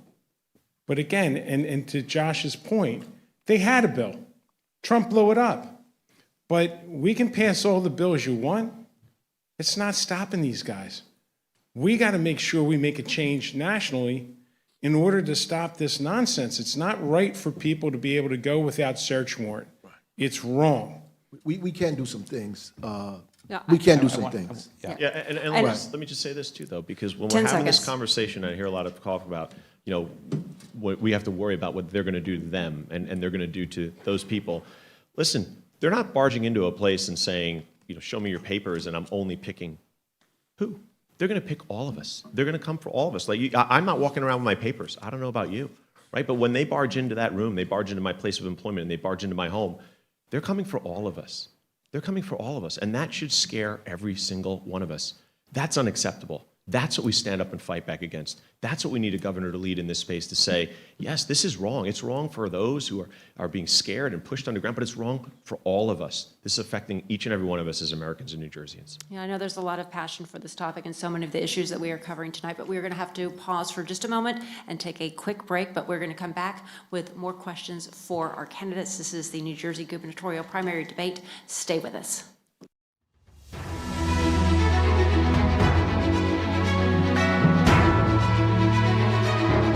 My mom and I talk about everything, from family recipes to health plans.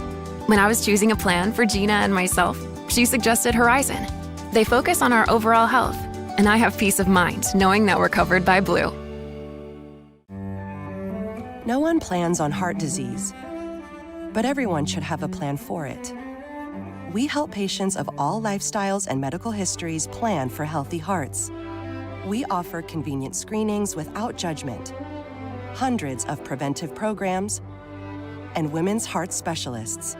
And we're the largest cardiac surgery program in New Jersey. Make plans for a healthy heart with RWJ Barnabas Health. Let's be healthy together. Michael is about to retire. All right. Here's what's going into his retirement. Your retirement is the sum of your life's work. Now what? Protect your life's work and help secure and grow your retirement savings with Prudential. A transformative experience doesn't happen by accident. It's created with purpose. It's built on an engaged learning program that challenges you to go out and create your own opportunities on campus and anywhere else. It empowers you to chart your own course, compete and win at the highest level, and grow into a workforce-ready grad. It's signified by making the most of this pivotal time in your life. How will Rider University transform you?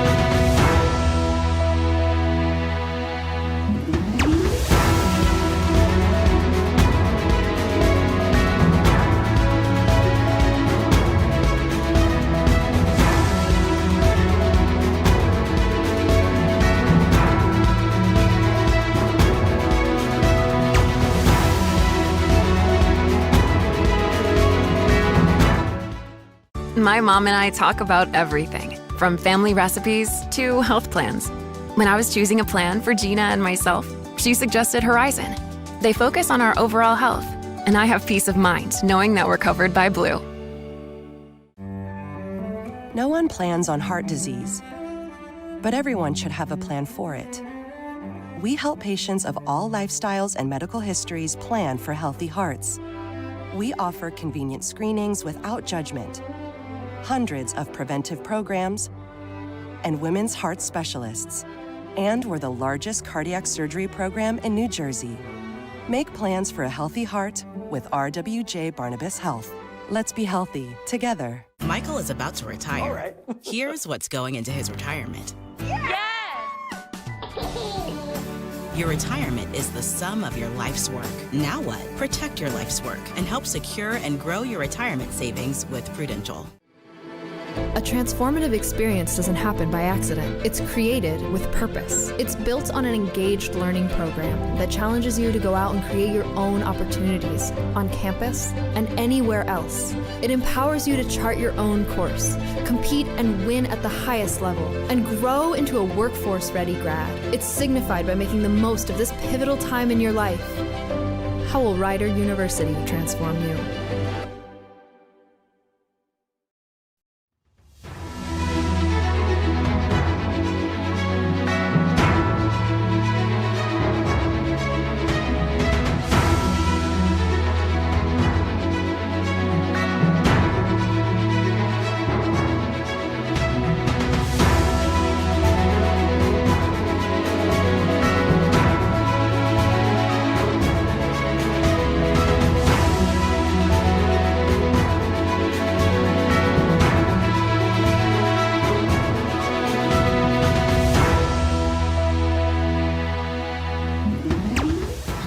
Welcome back to the Democratic New Jersey gubernatorial debate presented by Horizon Blue Cross Blue Shield of New Jersey. Now, we are running really heavy on time here, and we want to make sure we get to as many questions as possible. We're going to go next to Micah Rasmussen, and we want to give everybody a chance. He's going to pose a question to the candidates. This time, we may not have everybody answer every question, just so we can move it along and get to as much as possible. You can always have time in the closing statements as well. I will stop talking and hand it over to Micah. As of today, the Star-Ledger and the Jersey Journal have printed their last editions. New Jersey's radio and TV landscape has also seen drastic reductions in the number of journalists who cover the state. Yet a new public records law makes it tougher for citizens to request the public information that belongs to them, and another new law has made campaign finance information less transparent. The view in Trenton is that this is not a problem people care about. Are they right or wrong? Go down the line. I think it's very important to have more transparency. It kills me to see the press gone, pretty much gone, because, you know, people want to know what's going on. I mean, I remember when I first started in government, you know, you did something that maybe looked a little different, you got the crap kicked out of you by the press. You know what I mean? And you should. So losing the press has absolutely hurt the public information that people need, but the public has to seek it too. You know what I mean? We really need the public to be more vigilant in pushing this stuff. We don't need less, we need more. Anybody else like to answer that one? Sure, I think it's a sign of the times. It's terrible. The free press is being threatened now. You have 3 or 4 tech magnates controlling social media, the information and the news that is going out there. Our ability to get objective information and news is in jeopardy here. I think that what we need to be also figuring out is why Oprah was gutted, right? Why campaign finance reform was gutted. The problem is there are few people who are passing these laws based on what they think their constituency or the people who pay them want. The majority of people in New Jersey, whether they know about this or not, it hurts them. It hurts them badly. And then we need to be, as leaders, making sure that there is transparency in government. I opposed what happened with Oprah. I came out publicly against it. I think we reverse that when I become governor. I think we begin to create more campaign finance reform and take all of this big money as well out of these campaigns. That has to happen. Not just private money, but all money, millions and billions of dollars in these campaigns is a problem. Yeah, I was going to say that this is a place that Governor Murphy has taken some good steps. 2 years ago, I believe 2 years ago, with a bill sponsored by Loretta Weinberg, he took a step to fund a group that actually allocates money towards local publications. I think it's important to support those local outlets. In a time where you have Oprah being rolled back and campaign finance, I think absolutely the public cares about it. They came out in huge numbers, but the reason that they were able to achieve that in Trenton is that there's no accountability. The people there don't feel like they are accountable to the public. They feel like they're accountable to a political structure. In the last year, New Jersey has made some huge strides forward. Andy Kim's lawsuit to change the ballot is a huge step in creating accountability. I think Norcross being indicted, I think Menendez being convicted will help change the political landscape in a serious way. I think those are benefits. But I do think that anybody who stands up here needs to take an immediate step as soon as they get in there to put back in place Oprah to what it was before, and campaign finance laws to strengthen them.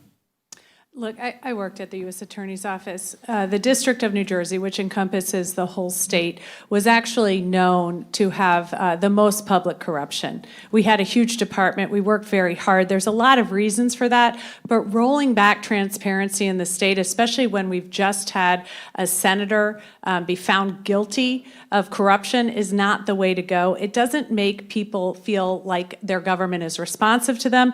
It makes them feel as if there are backroom deals, and we have to do better. We absolutely need public support of the media, and I agree what Governor Murphy did was the right thing. You can't have less accountability and transparency when you don't have enough media. That's too often what happens. And it's obviously not just the Globe, David, but we need other press out there that are going to make sure that we can keep everybody accountable. And so I think that's critically important that we do that.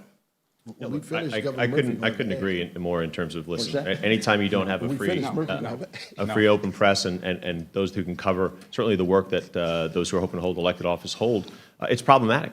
And when you talk about decreasing transparency and the ability of the public to see things, it's problematic in a lot of spaces as well, because we know that often folks rely on that to be able to hear about or see what those in power are doing, right? We think of it oftentimes in those in elected positions, but it's when we're trying to figure out what's happening at our school board and where they're spending their dollars and what they're talking about. It's where we also have the conversations at the local level and say, hey, listen, we want to be a part of the conversations where decisions are being made.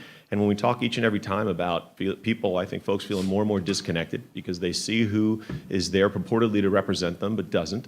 It's all part of, I think a building frustration that folks have, and I think we're seeing the outcomes in terms of voter turnout and other pieces. We have another question from one of our students at Rider University, and that is Cecilia Simon. Cecilia is going to come on out to the microphone and ask your question. Hi, I'm Cecilia Simon, and here's my question.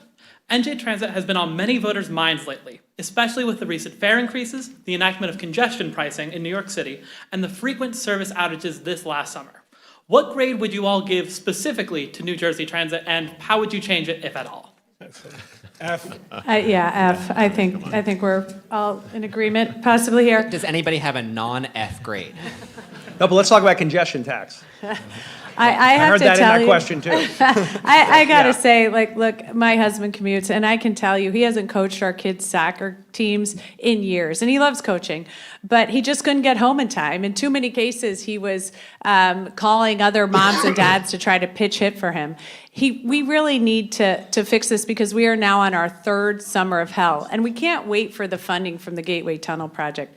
That's why I've gone back to Amtrak. We need to hold them accountable. They need to fix the catenary wires. I've driven $300 million in for that fix alone. We've driven billions in for Northeast Rail. I want an explanation of exactly where that's gone, and we need to do more here in New Jersey, like innovative things like transit-oriented development, which feeds back into our transit system. But right now, it's simply unacceptable. Congressman Gottheimer, I know this is a topic you're passionate Listen, about. on the transit piece, you can't have a top state like we have without a top mass transit system. And right now, as Mikey pointed out, people are waiting in the summer. Their trains are either canceled or delayed. This has happened to my family a lot. And you can't get home to see your kids at night, right? You can't get to coach. It's killing people. We gotta fix this. We gotta do it now. And we're paying Amtrak $200 million a year to use their rail, and they stick it to our families all the time. They hold our trains up while they let their trains go by. It's ridiculous. We need to stand up to them. Just like we got to stand up to New York and their outrageous congestion tax. New York sticks it to us every day. The fact that they're taxing our families another $9 a day now to drive into New York on top of what you pay to go over the GW Bridge or through the tunnels is ridiculous. Those are nurses and electricians and firefighters and teachers. They're getting killed, and all we're getting is more traffic and pollution by the GW Bridge already because of this congestion tax. We got to fight them, keep fighting them. And by the way, I appreciate the governor doing that. We all have to fight them. And when I'm governor, believe me, this will end. Mayor Phillip. I'm not going to talk about congestion pricing yet, but let me start by saying that as a mayor in Jersey City, I don't think anybody in the state other than Phil Murphy has more direct experience with transit systems than I do. We started the largest microtransit system in the country under Jersey City. We've done 2.5 million rides. We did it without state help. We're unfortunately in the ferry business because we couldn't find an operator. We have the largest bike share program in the state of New Jersey. You got to think about kind of concrete steps that you can do to change New Jersey transit because it has failed. First, whoever is the governor needs to cancel the Turnpike widening project, $11 billion boondoggle, and reallocate that money to mass transit right out of the gate. You could expand mass transit, light rail, and improve the system so that it's safe, reliable, and clean. Secondly, when they passed the funding source that we were the first to advocate for last year towards New Jersey Transit, they only did it for 5 years. Typical Trenton, they didn't fix the problem. The problem with that is that you can't bond against that, and it's not a recurring revenue, essentially. So you need to fix that. And then third, on the buses, big issue. Privatization of the buses is a problem. You need to bring that back in-house in order to make sure that they're running efficiently as they should be. Senator Sweeney. Yep. I just want to give Senator Sweeney a quick chance to. Okay, first, just to get the facts right, it was Loretta Weinberg and myself. They called for a funding source in 2018 for New Jersey Transit, just to get the facts straight. Secondly, around the world, they run transit really, really well. My son was in Japan recently, and he told me they apologize when they're 30 seconds late. You know what I mean? They take such pride in their transit. We need the right leadership in this state. I'm excited about Chris Clory being there right now because he's an expert in transportation. But this is an embarrassment, and it's an insult to the citizens of this state. And oh, by the way, I would love to have some transit in southern New Jersey. It would be very, very nice to see because it doesn't exist. But at the end of the day, like I said, we cannot accept this poor performance. It's not okay. Cecilia, thank you for your question. We're going to carry on with our panel. David Wildstein, you're next with Thanks. I want to shift to another issue, and there's so many, and we just unfortunately can't get to them all, but one of the important constitutional powers of a governor is to nominate judges. And I have a series of questions regarding your philosophy. I'd love to just do thumbs up, thumbs down. You guys don't always take to that, so maybe you'll agree to maybe let's lessen the amount of time you spend on each so that I can go through them. But the next state Supreme Court seat, if one of you is elected governor, would be up during your first term. That's Justice Ann Patterson, a Republican. Do you believe that, or do you believe that in the continuing this tradition of a partisan balance on the New Jersey Supreme Court, are you ready to commit that you would appoint a Republican to replace Justice, I think Justice Patterson, you Yeah, were so I'm- anxious, I stumbled, so I'll let you go. I gotcha. And the short answer is no. I think you've seen that decorum thrown out at the federal level as it relates to bipartisan support on justices. I think that the bench, as it relates to the Supreme Court of New Jersey, should reflect how New Jersey is. New Jersey has 1 million more Democrats here. If you look at the congressional districts, it's disproportionately Democrat, and I think that the bench should reflect that. So no, I would not just appoint a Republican because of the sake of historical fact it's been a Republican. I would have to Senator, agree let's with go, that. by the way, if we could just go maybe 10 Real quick. seconds. Go ahead. Yeah, We'll I'll do be this quick. quickly, but- Okay. Listen, I fought Christie to the death on this one. As you know, it's history. He liked you better than he liked me. Well, guess what? I didn't like what he was doing with, listen, he didn't like what I did with the courts, David. You know he didn't like what we did with the courts, because we fought to the end to make sure that we had a balanced court. You know, we don't want to pack courts. We want an independent court. Our courts are the best in the nation. Unanimous decisions, Republicans and Democrats, more times than not, because they work together. So, look, Christie, back when he was the governor, tried to pack that court. I'm not making it up. It's history. I stopped him. I think that I would agree with Mayor Phillip, but I also would say that we should be looking at diversity on these courts, and not just diversity in terms of demographic and race, but also diversity in terms of how people served and where they served. Like, we can't keep getting the same judges from the same circles of people all of the time. That we have to become more diverse at finding judges or finding lawyers that can become judges in spaces that we don't normally go to, So and maybe that's on- important. On that, and stick with you just 10 seconds, though, there is a lack of diversity in the highest levels of the judiciary, Yes. and those are chosen by only the Chief Justice. Do you believe that appellate court judges should be nominated directly by the governor with the advice and consent of the Senate? Or do you like this system where the Chief Justice names everybody once they're there? Well, obviously, there's something wrong. There's a lack of diversity in a diverse state. There's the lack of diversity in race and nationality, the lack of diversity in gender, lack of diversity in where we're finding judges at, period. The circles are getting smaller and smaller. It's like a old boys network. I think ultimately, I would approve the governor appointing people with the advice and consent of the Senate. I would definitely support that 100,000%. All right, and Congresswoman, you had something you want to say on this? We definitely need to address diversity of both race and gender on the bench. I think that's critically important. I also think we have to move more quickly to get people on the bench, but I would not undo the historic balance between Republicans and Democrats. I come from a place that has gotten so partisan that it is almost impossible at different times to reach across the aisle and come to deals. And you know what? That's how legislatures work. And so working together in the legislature, I think senatorial courtesy is important. I think trying to build a more courteous legislature, which we have in Trenton compared to what we see in Washington, D.C., is so critically important. But let's be clear on this one, though. When we're talking, Congressman got her started. but I promise I'll come to you, Mayor. Okay. Okay, I'll answer. I'm just going to say, to your point, which I think is very important, it should be advising consent, right? We can't have one person picking, and it'll solve some of the issues that we're talking about here that Mayor Braca raised, right? That we can address a lot of these issues if we change the way that process works, and I think that's critically important. I think we've got to be careful here. If we're using the United States Supreme Court as our model for what we want to see and where we want to go to, that's problematic.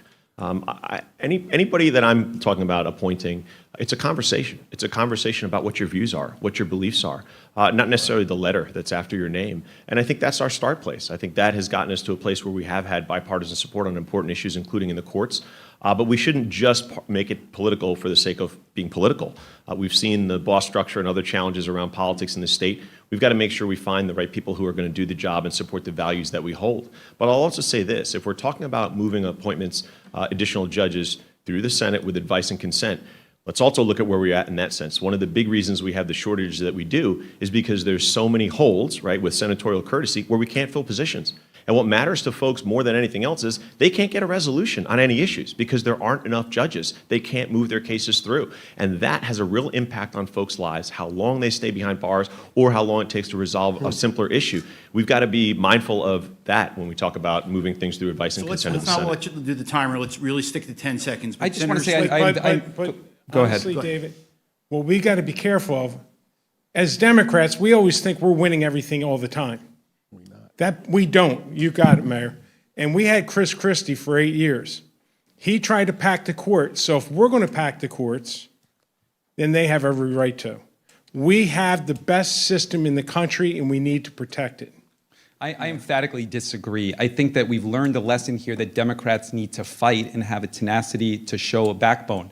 The Republicans don't play by those rules, and we repeatedly go back and say, we'll play nice because it's the historical way that it's been, and you've seen what's happened at the federal government. It's no secret that New Jersey is viewed as a purple state. If it becomes red, do you think that the Republicans are going to say, well, this is the way it's been historically? The state judiciary should reflect the electorate and the people that live here. And there are 1 million more Democrats here. The congressional districts reflect that, and our bench should reflect that. So Listen, saying that we have to have a backbone, we did have a backbone. We blocked several Republican nominees. So it's easier to say than it is to do it. And guess what, Mayor? It was hard as hell, but we did it. So this is no comment, just it's got to be thumbs up, thumbs down, and this is an old system. It does because my producer's in my ear too. Yeah, So yes. so I'm just going to go real. The Hughes Compact that allows the Hughes Compact allows the bar associations to review judges and effectively give them a thumbs up or a thumbs down. This has been around for 50 years. Every governor has an opportunity to renew it or say, I'm not going to do it. So let's go real quick. It's either yes or no. I'll adopt the Hughes Compact. Yes. I think that's an important compact. Yes. I have no issue with it. Right, yes. Yes. Okay. Okay, now we're going to move on to Joey Fox with our next question. So I brought up immigrants in New Jersey in my prior question. Another group that the new Trump administration has clearly shown interest in targeting is transgender Americans. If Republicans in Washington were to get all of their goals passed, it would mean that transgender Americans would be limited in their ability to change their gender on federal documents, to join sports teams that match with their gender identity, to do all sorts of other things. I want to ask about that last policy in particular. In New Jersey K through 12 schools, do you think that transgender kids should be allowed to play on sports teams that match their gender identity rather than their sex at birth? Yes, and I'll say this, I think often we have this conversation and we want to disconnect the person from a policy or the thing we're saying. At the end of the day, I'm in our schools all the time. I'm a teacher, right? And I understand that our most important charge is making sure every student feels safe, supported, encouraged, and that they can go on and be successful people, right? And serving in our economy, in our nation. And look, as a former hockey player too, I also know that, guess what? The vast majority of the kids who are playing sports or doing other things, you're not going Division I, you're not going pro, but what you are doing is you're learning. You're learning about how to support one another. You're learning about the values that can maybe help you succeed as a person as you grow older. You're benefiting in so many ways that at so many early ages to say to folks, listen, we're going to deprive you of that opportunity and ability. We are not even going to recognize you or see you. We're already going to take a group that is the most at risk and say we're going to even make things worse for you and harder and more challenging. Again, I go back to our values. I don't think that's who we are. I don't think that's who we are, even as we have conversations more broadly. Mayor Phillip and then Congresswoman Sherrill. Yeah, the short answer is yes. And look, Jersey City has a track record on this. Besides being one of the largest LGBTQ communities in the state of New Jersey, in 2018, before the trans conversation was even a conversation, we extended coverage in our healthcare in Jersey City to the trans community for the reason that we had 3 trans employees, because we thought it was the right thing to do. Now, you have an administration in Washington that is vilifying the trans community, and nobody is standing up for them. There are people here that have had questionable votes as it relates to standing up for the trans community. If you understand that the trans community is subject to higher suicide rates, higher depression rates, higher drug use rates, you would understand that if you are arguing for the most vulnerable people and you are compassionate, you would say yes to this and you would advocate strongly for them. Right. I think as Democrats, we have to come up with a plan, and then we have to focus on that, and we have to stop falling for the bait. In fact, I have a friend in Congress, the first trans woman, who was constantly targeted by the press in some of these trans votes. And when she was asked about sports and trans people, she said, I guess I don't understand how this is lowering costs for people in Delaware.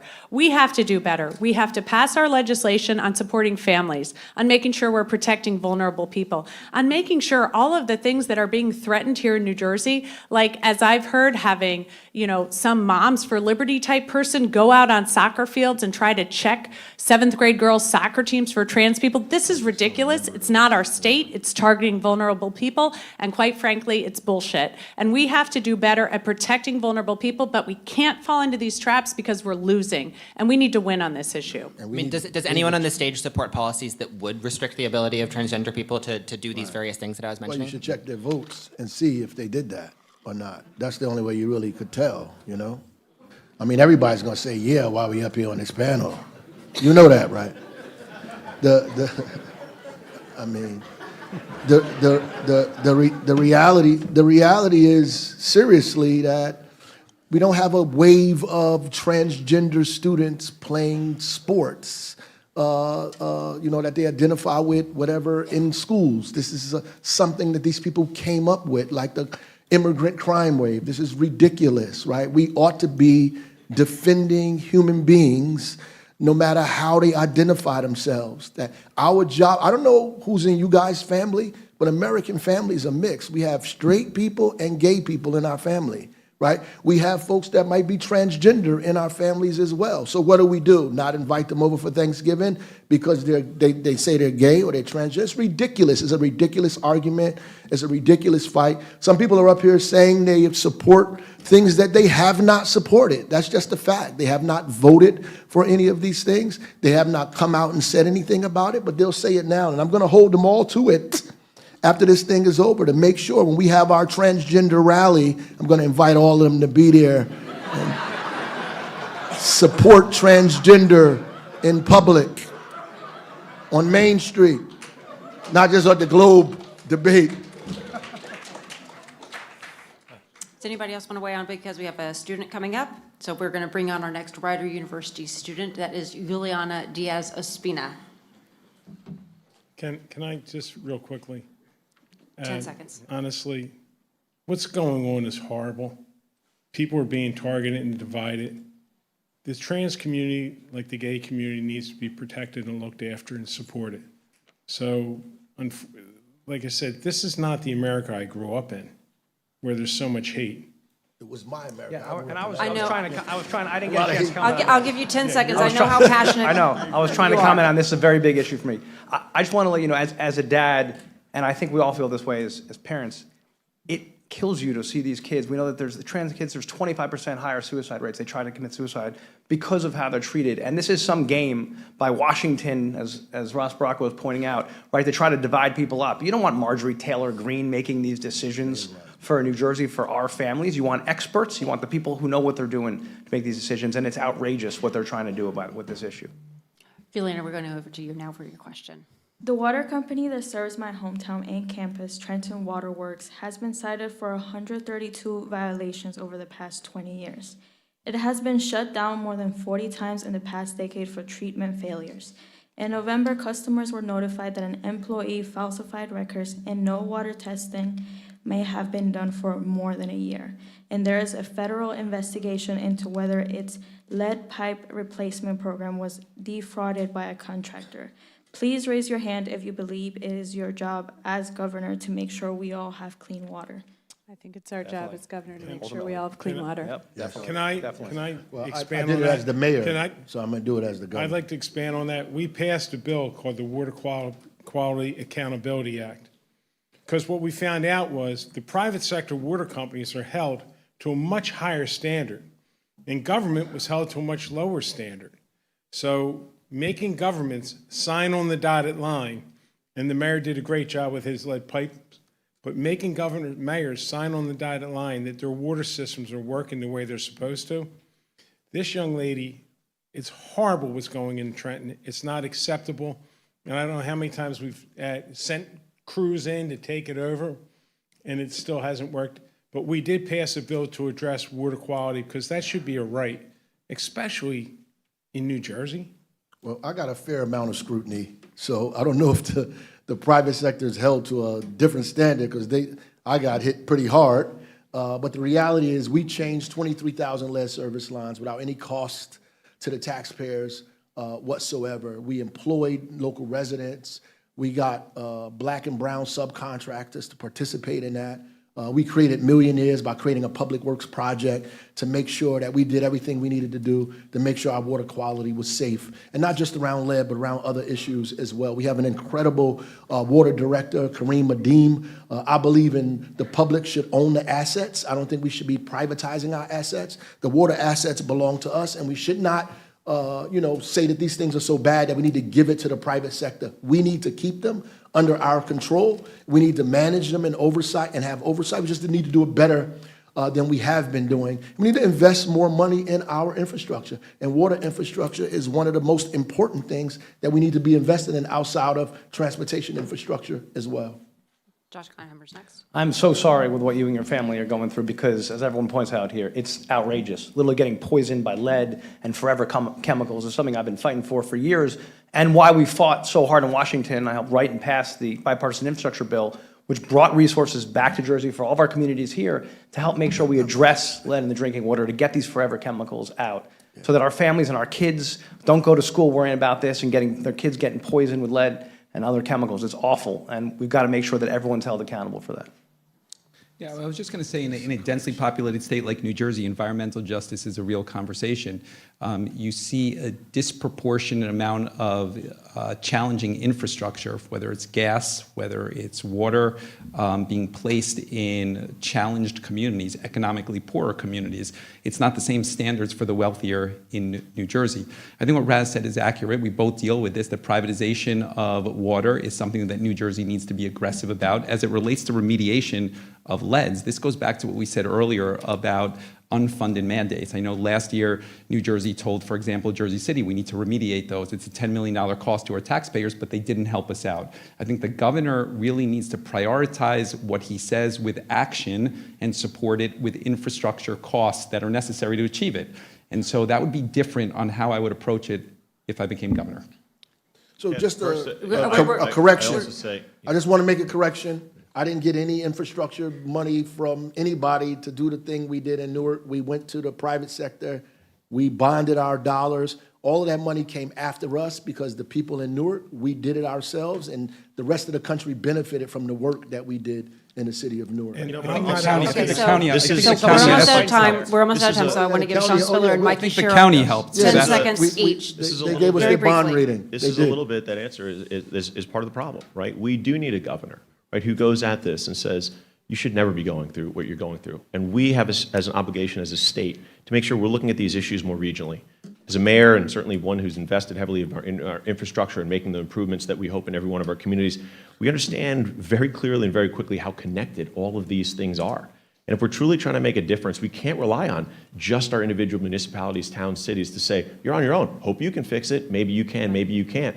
We've got to play a role in that as well. And say when we're helping a region, especially in parts of the state where our infrastructure is so old, the state can have a role there to help incentivize and bring folks together to say, as you're making your improvements, well, let's tie that to the work happening right next door and putting all those pieces together to make your lives better. This Okay, is Mikey one of Sherrill, and then the first field hearings that I worked on when I was the Environment Subcommittee Chair on Science, Space, and Technology. And then because of that field hearing, we drove federal money in to replace lead lines in both Bloomfield and Belleville. This is critically important to children's health, and I think making sure that we were working hard to get as much money in as we can from outside so we don't have to drive up costs for people on the ground. All right, thank you very much, and we thank our student from Rider University. I apologize, we've got to move on now because it is time now for our closing statements. That order, too, was determined by another draw. We are going to get in the order of Steve Sweeney. You're going to be first, followed by Sean Spiller, Raz Baraka, Steve Fulop, Josh Gottheimer, and Mikey Sherrill. Steve Sweeney, you're up.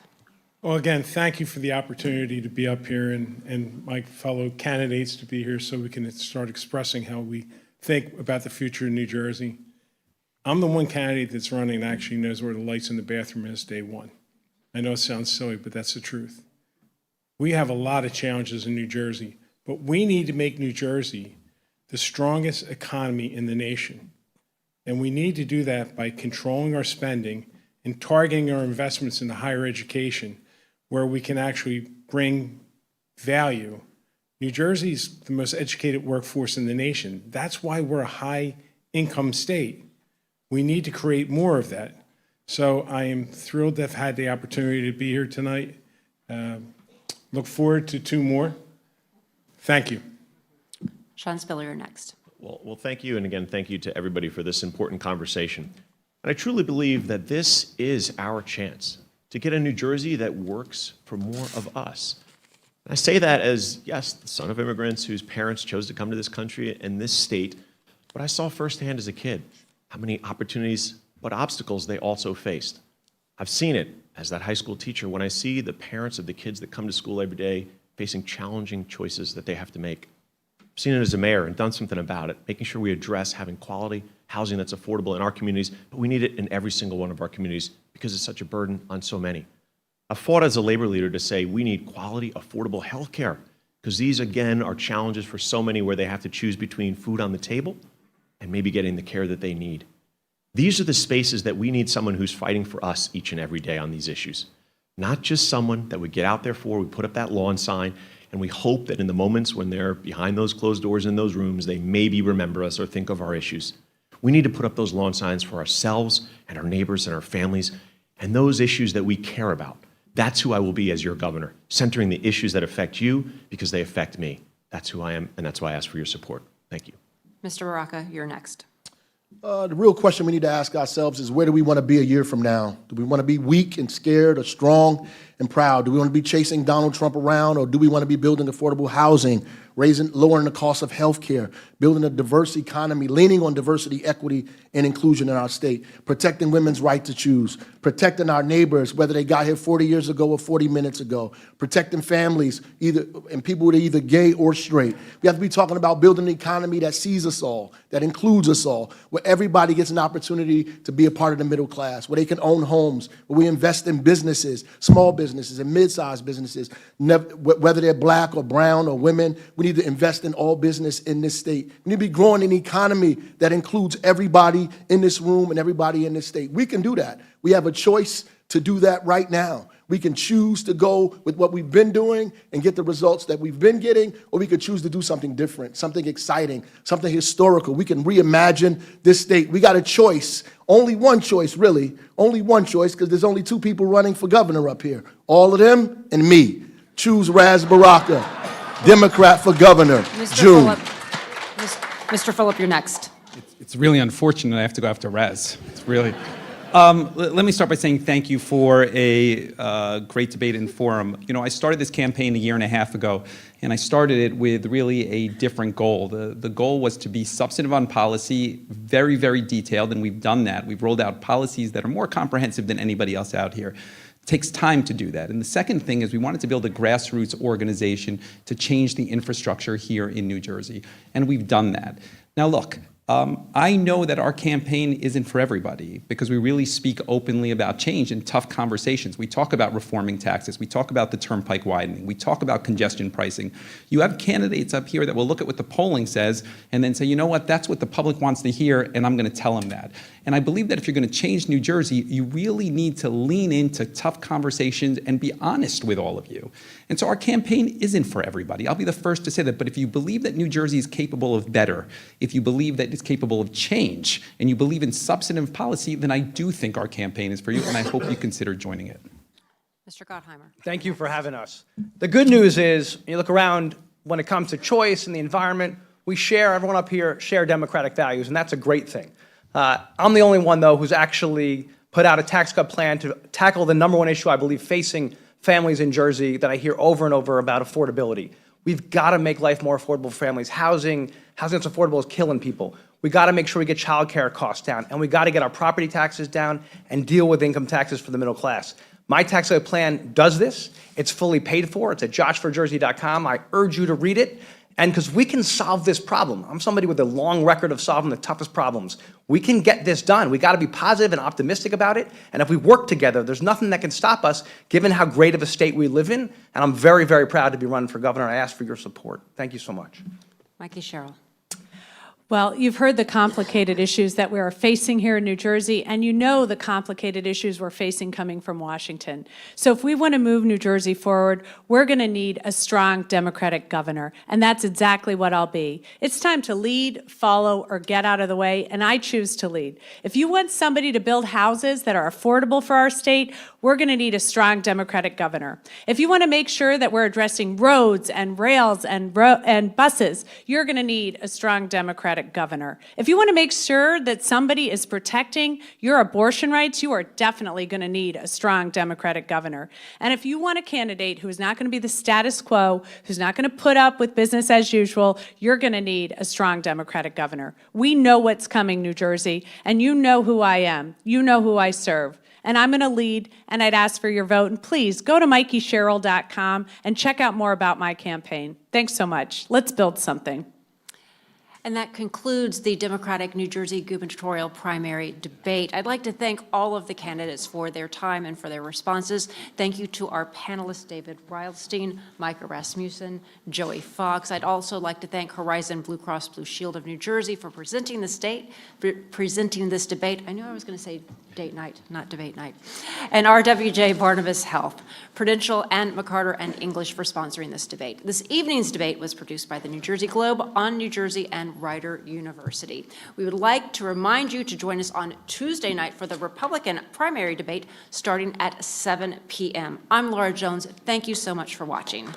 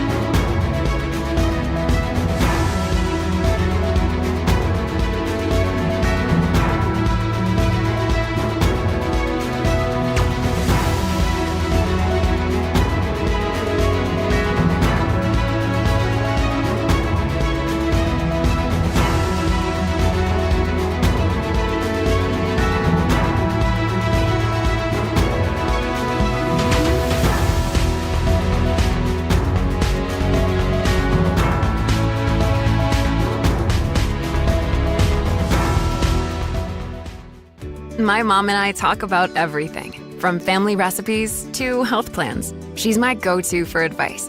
When I was choosing a plan for Gina and myself, she suggested Horizon Blue Cross Blue Shield of New Jersey. Mom has been a member since before I was born.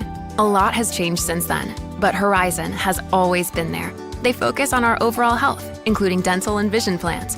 My family is what matters most to me, and I have peace of mind knowing that we're covered by Blue. No one plans on heart disease, but everyone should have a plan for it. We help patients of all lifestyles and medical histories plan for healthy hearts. We offer convenient screenings without judgment, hundreds of preventive programs, and women's heart specialists. And we're the largest cardiac surgery program in New Jersey. Make plans for a healthy heart with RWJ Barnabas Health. Let's be healthy together. Karen's about to retire. Here's what's going into her retirement. There's us. She raised us on our own. 10 years as my roller derby wife. Three schools she's opened. She's a mother. I think we turned out all right. She's a friend. Our mothers could tell stories. She's a teacher. She may be retiring, but she's not done. I'm never gonna stop. Retirement is the sum of your life's work. Now what? Get income for life and protect your life's work with Prudential. A transformative experience doesn't happen by accident. It's created with purpose. It's built on an engaged learning program that challenges you to go out and create your own opportunities on campus and anywhere else. It empowers you to chart your own course, compete and win at the highest level, and grow into a workforce-ready grad. It's signified by making the most of this pivotal time in your life. How will Rider University transform you?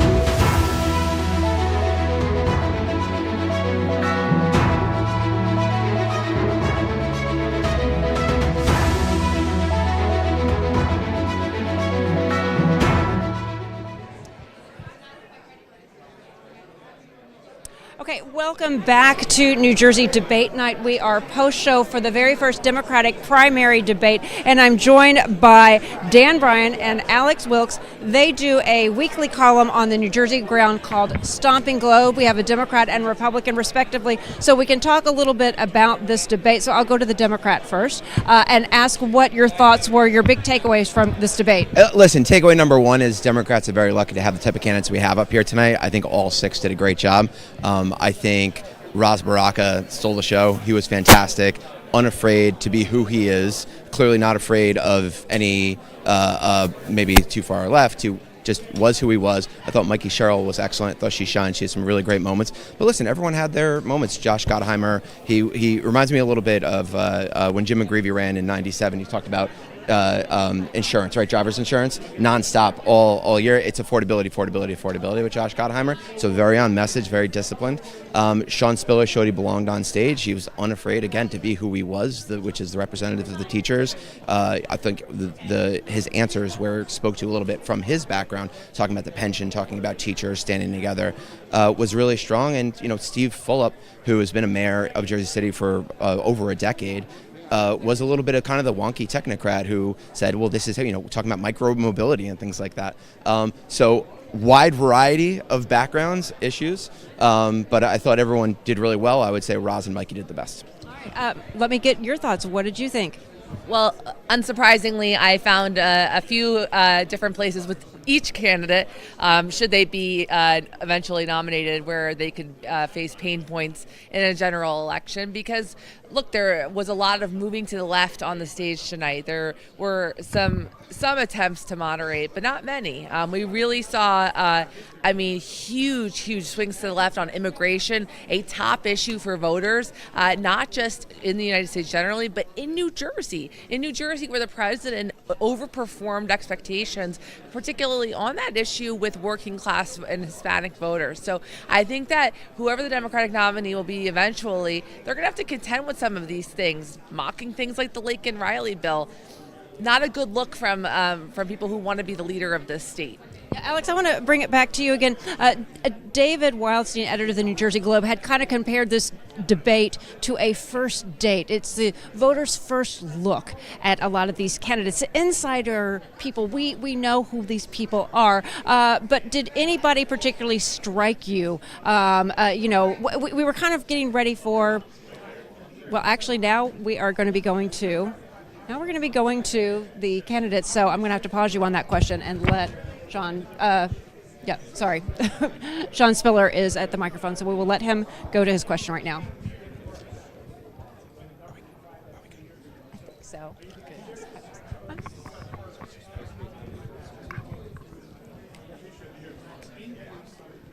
right, well,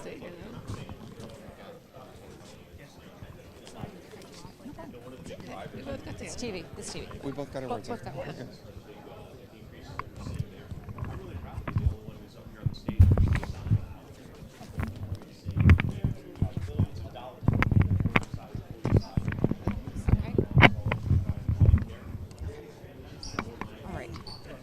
I need the mic.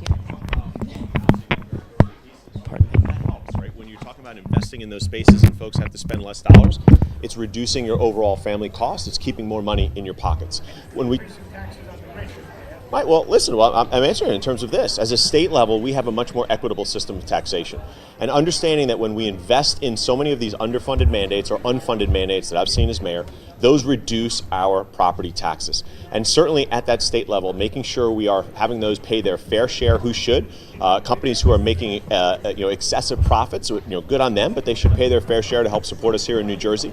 And those who are doing very well for themselves, who likely right now, because of an Elon Musk or others, are going to get these tax breaks at the federal level, we've got to make sure they're paying their fair share also to support the programs that we need in New Jersey.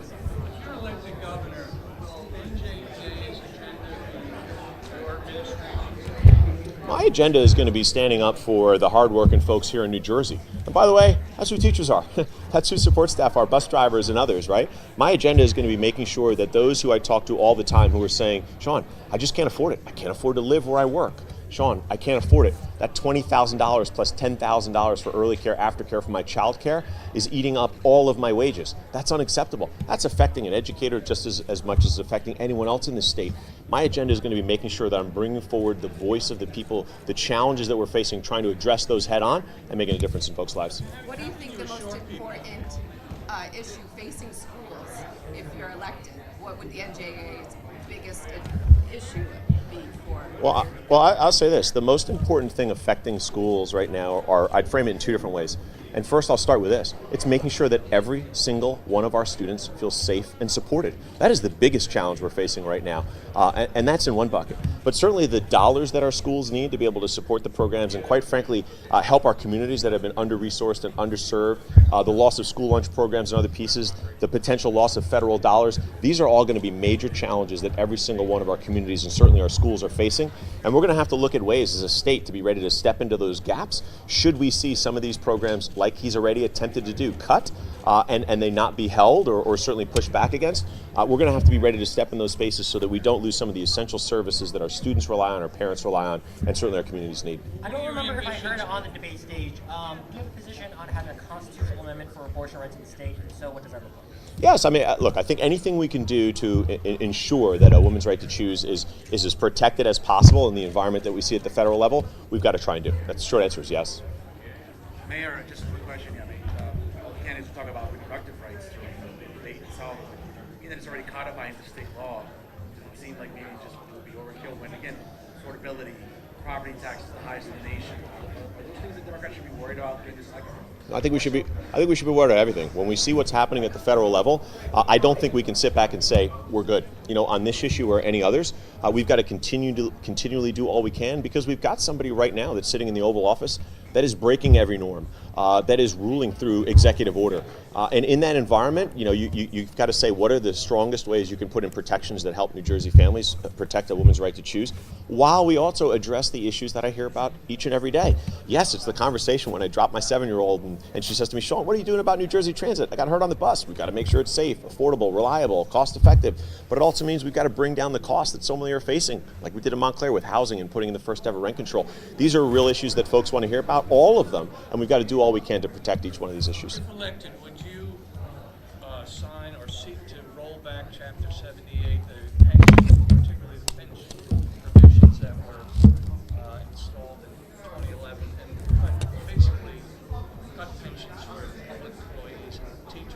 I'd say I'll say one of the things that we have to recognize is right now we're in a situation where we cannot fill positions in our schools. We go in so many places where classes are untaught, class sizes are increased because we can't bring folks in. And what districts are doing to try and draw folks is saying, we're going to give you a signing bonus. We're going to give you $20,000. Or Sean, we're not going to hire you on step 1, 2, or 3. We're going to hire you on step 11, 12, 13. Who pays for that? Our local property taxes do. Understanding that we as a state can invest in a pension system, right now where our employees contribute, but the state really is putting in nothing, right? Investing in a pension system that says, hey, we're going to invest that in the stock market for 20, 25 years, gain those returns, and give those dollars back to you. It creates stability in the system. It doesn't rely on the burden of local property taxes to continue to try and steal talent from other districts, and it gets us the stability and educational quality that we need in our schools. Rolling back Chapter 78, would that be one of your goals? One of my goals is making sure we've got a pension system, an equitable pension system that supports every single public employee in this state. And that does mean getting rid of tiers that exist right now that have folks who are doing the same exact work but making absolutely nothing in terms of a contribution from the state to their pension. That's it, everybody. Thank you. We'll bring out Mayor Folk now. Thank you. Okay, great. Thank you. Thank you.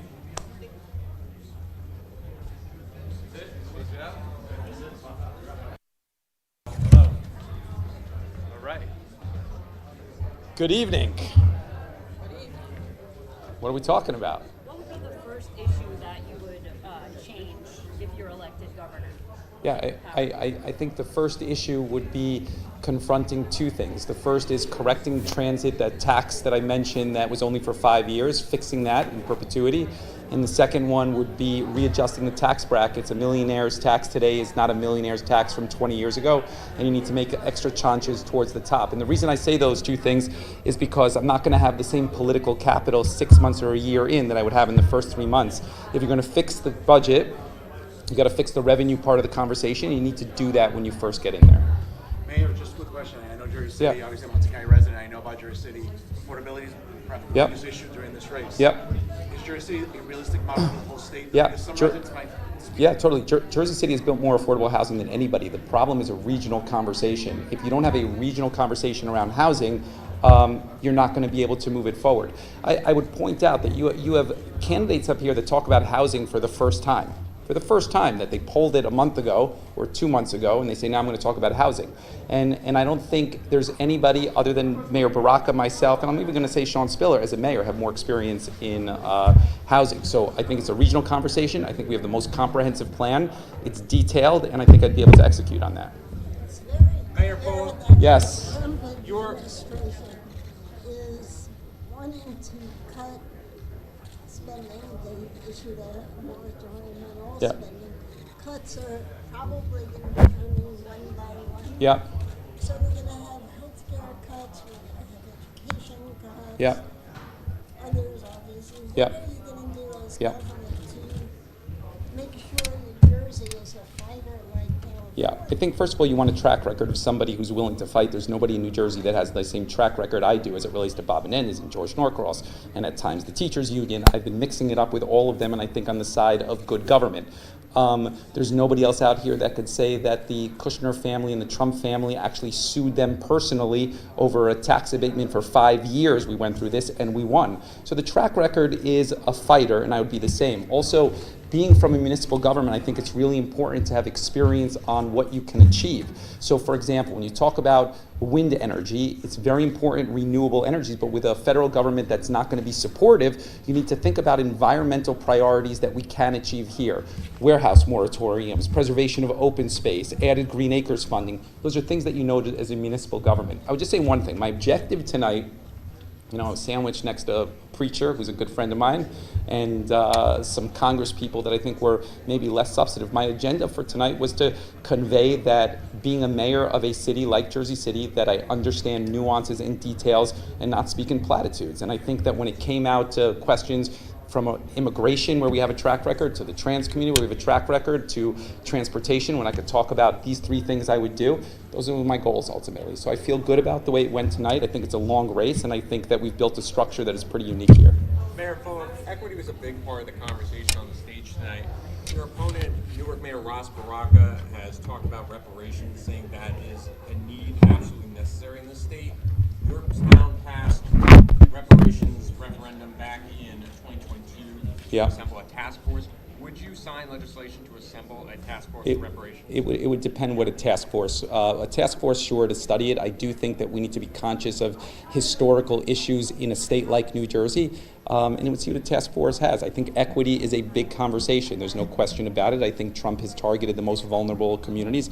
I think this was a healthy conversation. Some people tonight said that they protect the trans community and the immigrant community, and their voting record has nothing to do with that. I think if you think about the Jersey City track record on immigration, on trans, on housing, it's second to none. Second to none.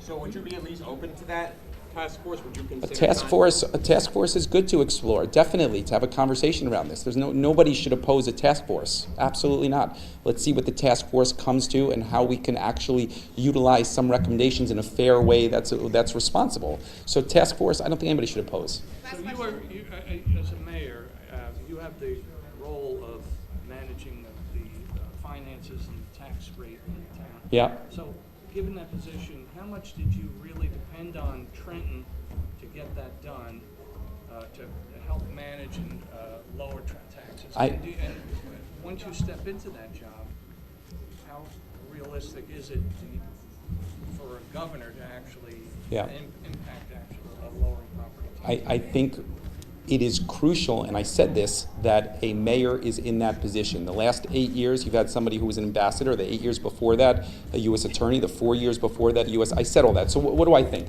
I think the short answer is yes. As somebody who understands budgets on a local level, the unfunded mandates that I touched on, I could go through a litany of them, from lead to Megan's laws to STD tracking, all noble things that we have to do on the municipal front. Also consolidation. People up here talk about consolidation in platitudes. There is nobody who has been more at the forefront than Jersey City has. Merging our fire and police, eliminating the autonomous agencies, et cetera. I think those skills are really important in a tough time that we're facing over the next 4 years. So what is your plan for property tax relief, though? I mean, Gottheimer, for example, Yeah. has laid out his... Yeah, that none of it's realistic. I think, well, the realistic is that if you could just change the procuring process and save 5%, I'm certain that Governor Murphy would have done that, okay? Like, the reality is that New Jersey has processes in place on this to create equity and fairness. Unless you are going to gut that, you don't understand how the procurement process works. I talked about the unfunded mandates because I know that as a mayor. It is a big opportunity. I think the second part is the budget process. You need a governor that's going to lean into making that earlier to create sunshine. Republicans are correct when they talk about that Trenton has a spending problem under these Democrats. They're not wrong about that, and sunlight will cleanse that. I think third that I touched on is you need to really talk about the revenue conversation, the millionaire's tax, those sort of things, some of the Christie tax cuts that he put in place. How do you roll those back in a responsible way to make it equity and equitable? And that's it. Okay. So with that, thank you all for coming out tonight. Hopefully that's helpful, and you can always reach out to us any other questions.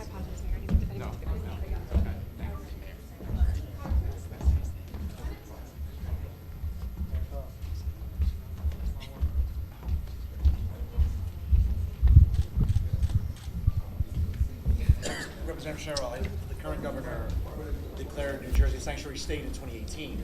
There's been some talks about maybe codifying that into law whoever becomes governor. Is that a good idea in a climate where, again, New Jerseyans are struggling with affordability, and maybe pushing the sanctuary state narrative might not resonate with a lot of people?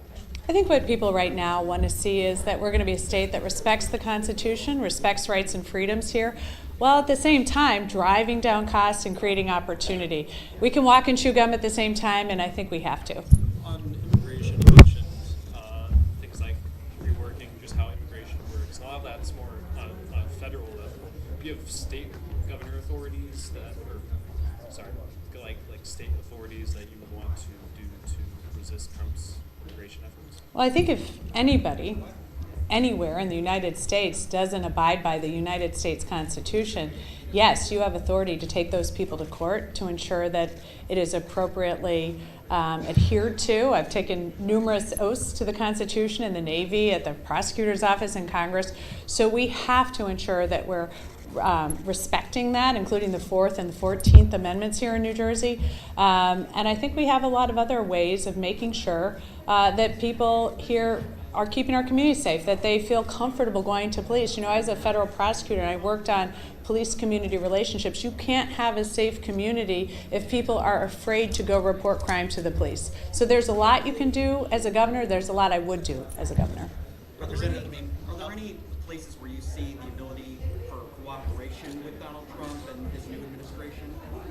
Look, as governor of New Jersey, I think it's going to be really important that a governor is really focused on how we're going to make life better for New Jerseyans. And that's going to be here in the state, making sure we're building more houses, because you can't make New Jersey more affordable if you don't make housing more affordable. We've got to use our really innovative state to create more opportunities for people. We have to make sure we're doing everything we can for the future because, look, I have 4 kids. It's going to be really important, and we have to protect rights and freedoms. All of that said, we'll see. We have federally appropriated money for the Gateway Tunnel project. That is somewhere that I'm going to work with the federal government to make sure that that money's coming in so we can continue to build. And if the administration withholds that money, then I'll fight them on it. We know that Trump was the architect of the state and local tax deduction cap. I have constantly and consistently been opposed to that. If he tries to reinstate that, then I'll fight him. If he, as he has told other members of the SALT caucus, the Republican members who went down to Mar-a-Lago, that he is going to not do that in the future, then I'll be very happy when we get rid of the state and local tax deduction cap. Abortion the same way. I'm going to be a fighter for New Jersey. I'm going to fight to make sure we're making New Jersey more affordable, we're creating opportunity, and we're protecting rights and freedoms, first and foremost. You said you're going to build more, you said on the stage that we need to build more houses. Everywhere I go, where I live, they're building more apartments. And how are you what do you mean we need to build more houses? And how are you going to make housing more affordable? So we have that missing middle. We are missing housing at every level. So, for example, I was talking to a friend of mine who was talking about a single mom working in her office building who'd been renting an apartment for years with their 2 daughters and had to move a couple towns over because she could no longer afford the rental price of that. When you can't afford a home, the rents go up because people are moving into the rental market. I hear from people who have their kids still living at home with them when they want them to launch, if you will. And I've got 4 kids, so I get it, right? What the future could look like if we don't build more houses. So that's why we have to drive an investment. But at the same time, we also have the most densely populated state in the nation. We have watershed areas we should not be building on. We have open space areas we should not be building on. So we need to make sure we're repurposing already built out spaces. Like I said tonight, like they did in Harrison, if you look there, those were all old warehouses on the waterfront. Now we have a beautiful stadium, Sports Illustrated Stadium, that has economic development around it. It's transit-oriented development. It's fantastic. We need to do more of that. We know the mayor of Patterson, Andre, is building and converting old silk factories into great homes. We are 150 to 200,000 homes short, and we have real space limitations, so we need to repurpose some of those commercial spaces. That's what I've done, driving money in for tax abatements in my legislation in Congress. That's what I'll do as the governor of New Jersey. You spoke at length when asked about transgender kids playing in sports. So to clarify, would you allow trans kids to play in the sports that they identify as, and how would your administration more broadly work on trans rights? Look, on trans rights, what I'm focused on is making sure that parents and families can make decisions, that they can get the medical care they need, and that they have privacy rights here in this state. That is first and foremost as we see the attacks, and that is where I think as Democrats we have to center our priorities, because we are losing on this issue, and this is something that most people agree with, that we shouldn't attack vulnerable communities, that these are decisions parents should make. That is where I would legislate, and that is where I would start for trans issues. Thanks. Thank you.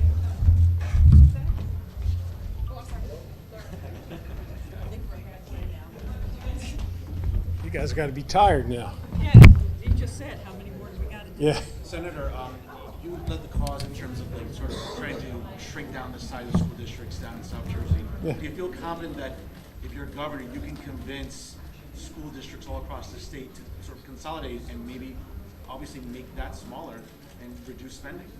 Absolutely. As Senate President, I had up to 80 school districts studying consolidation. 3 of them recently did it in Monmouth County. The biggest voice is the governor. I had a big voice as Senate President. Pushing and pushing and pushing consolidation and shared services. I negotiated a bill with the NJEA, and you know how they felt about me. And we came up with a bill so we could accomplish this, and so I feel strongly that we can do it, and I intend to do it when I'm governor.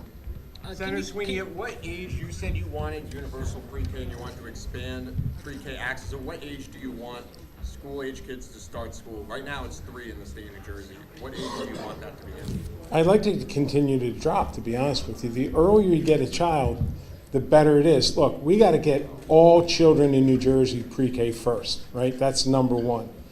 But I'm talking about my life experience.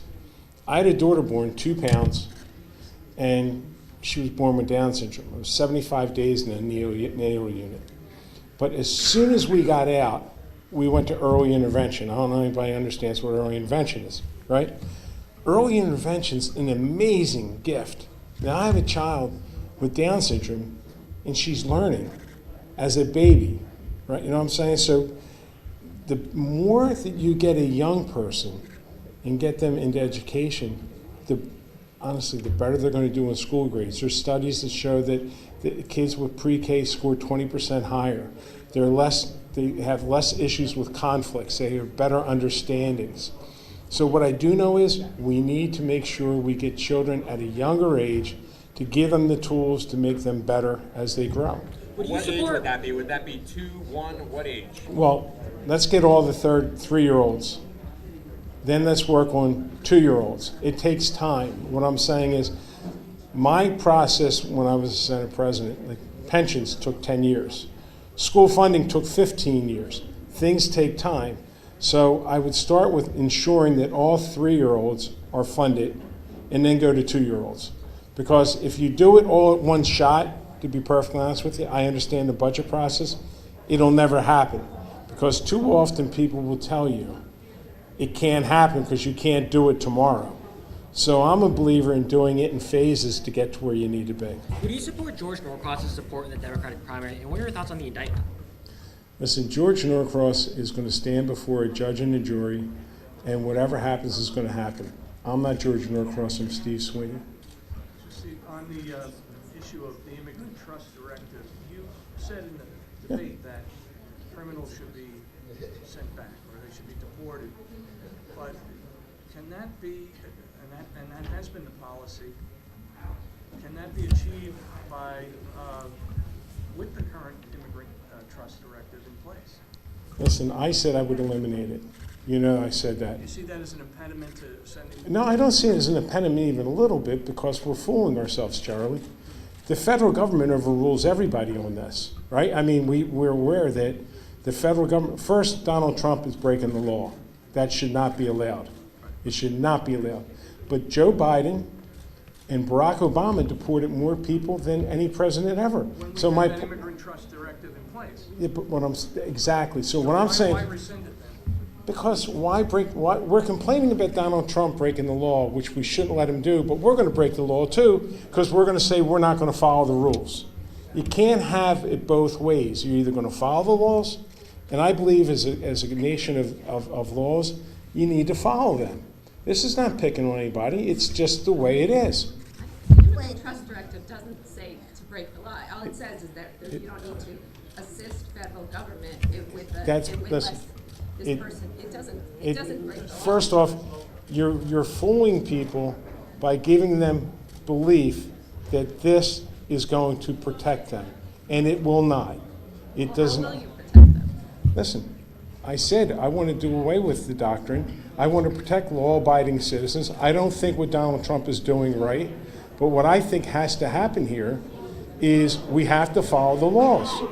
Donald Trump has broken the laws of this nation, and he should not be allowed to get away with it. And oh, by the way, it's so noticeable for one reason. Donald Trump has made it a sideshow. What he's done is he brings cameras and film crews and reporters to these raids.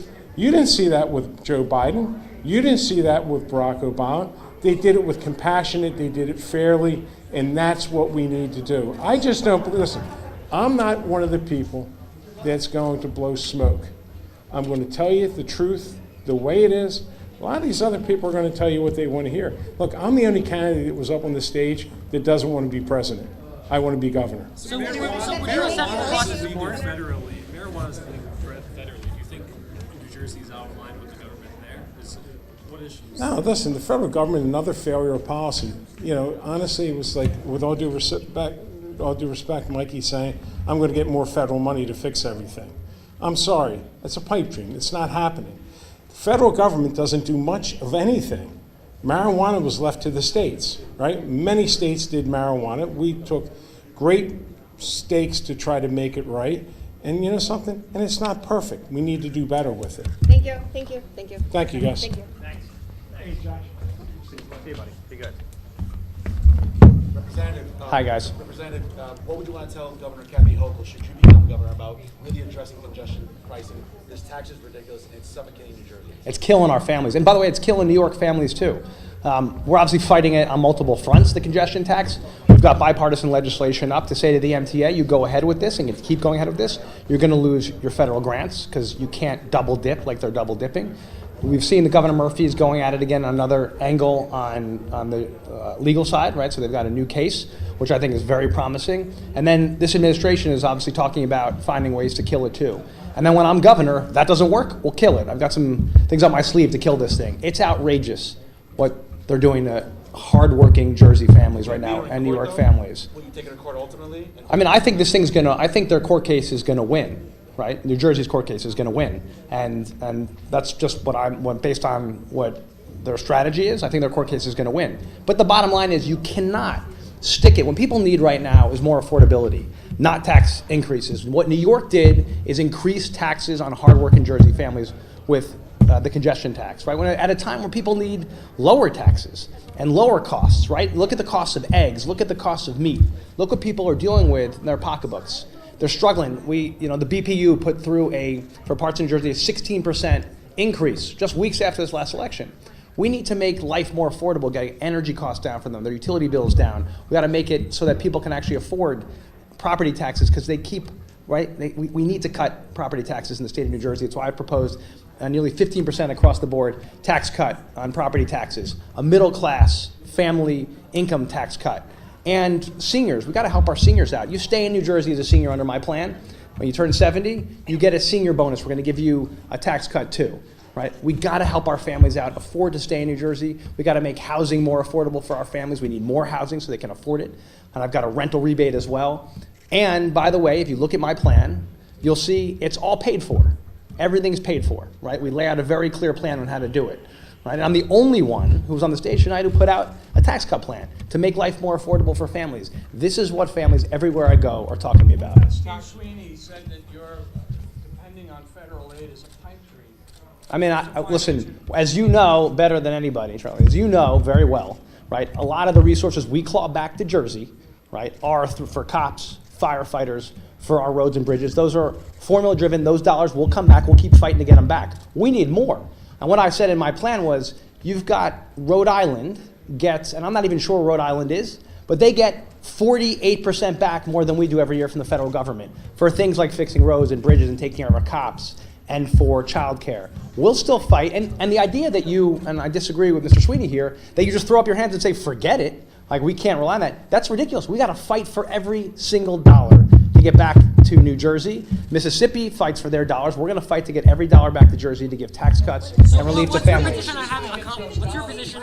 Sorry, what's that? You've been in DC. Why? I'm up, so that's Trace. In my district, we're up 357% in what we've clawed back to Jersey. And for the 5th Congressional District, for roads, bridges, and for cops and firefighters. And as you know, I helped write and pass the bipartisan infrastructure bill. I'm very proud of that, and negotiated, which includes a significant amount of dollars we've gotten back to the state of New Jersey to not only build the Gateway train tunnel, but for roads, bridges, to get lead out of the drinking water, right, for EV chargers, for a lot of dollars. Those dollars are back to the state. They're coming back to the state. That's money we've clawed back to Jersey. We as a state, and I said we need a clawback czar, someone who works right next to the governor, who wakes up every single day looking and organizing to make sure we fight for every dollar that we deserve to have in Jersey and bring those dollars back. Congressman, transgender sports came up tonight in terms of getting athletes who identify with their gender to be in sports.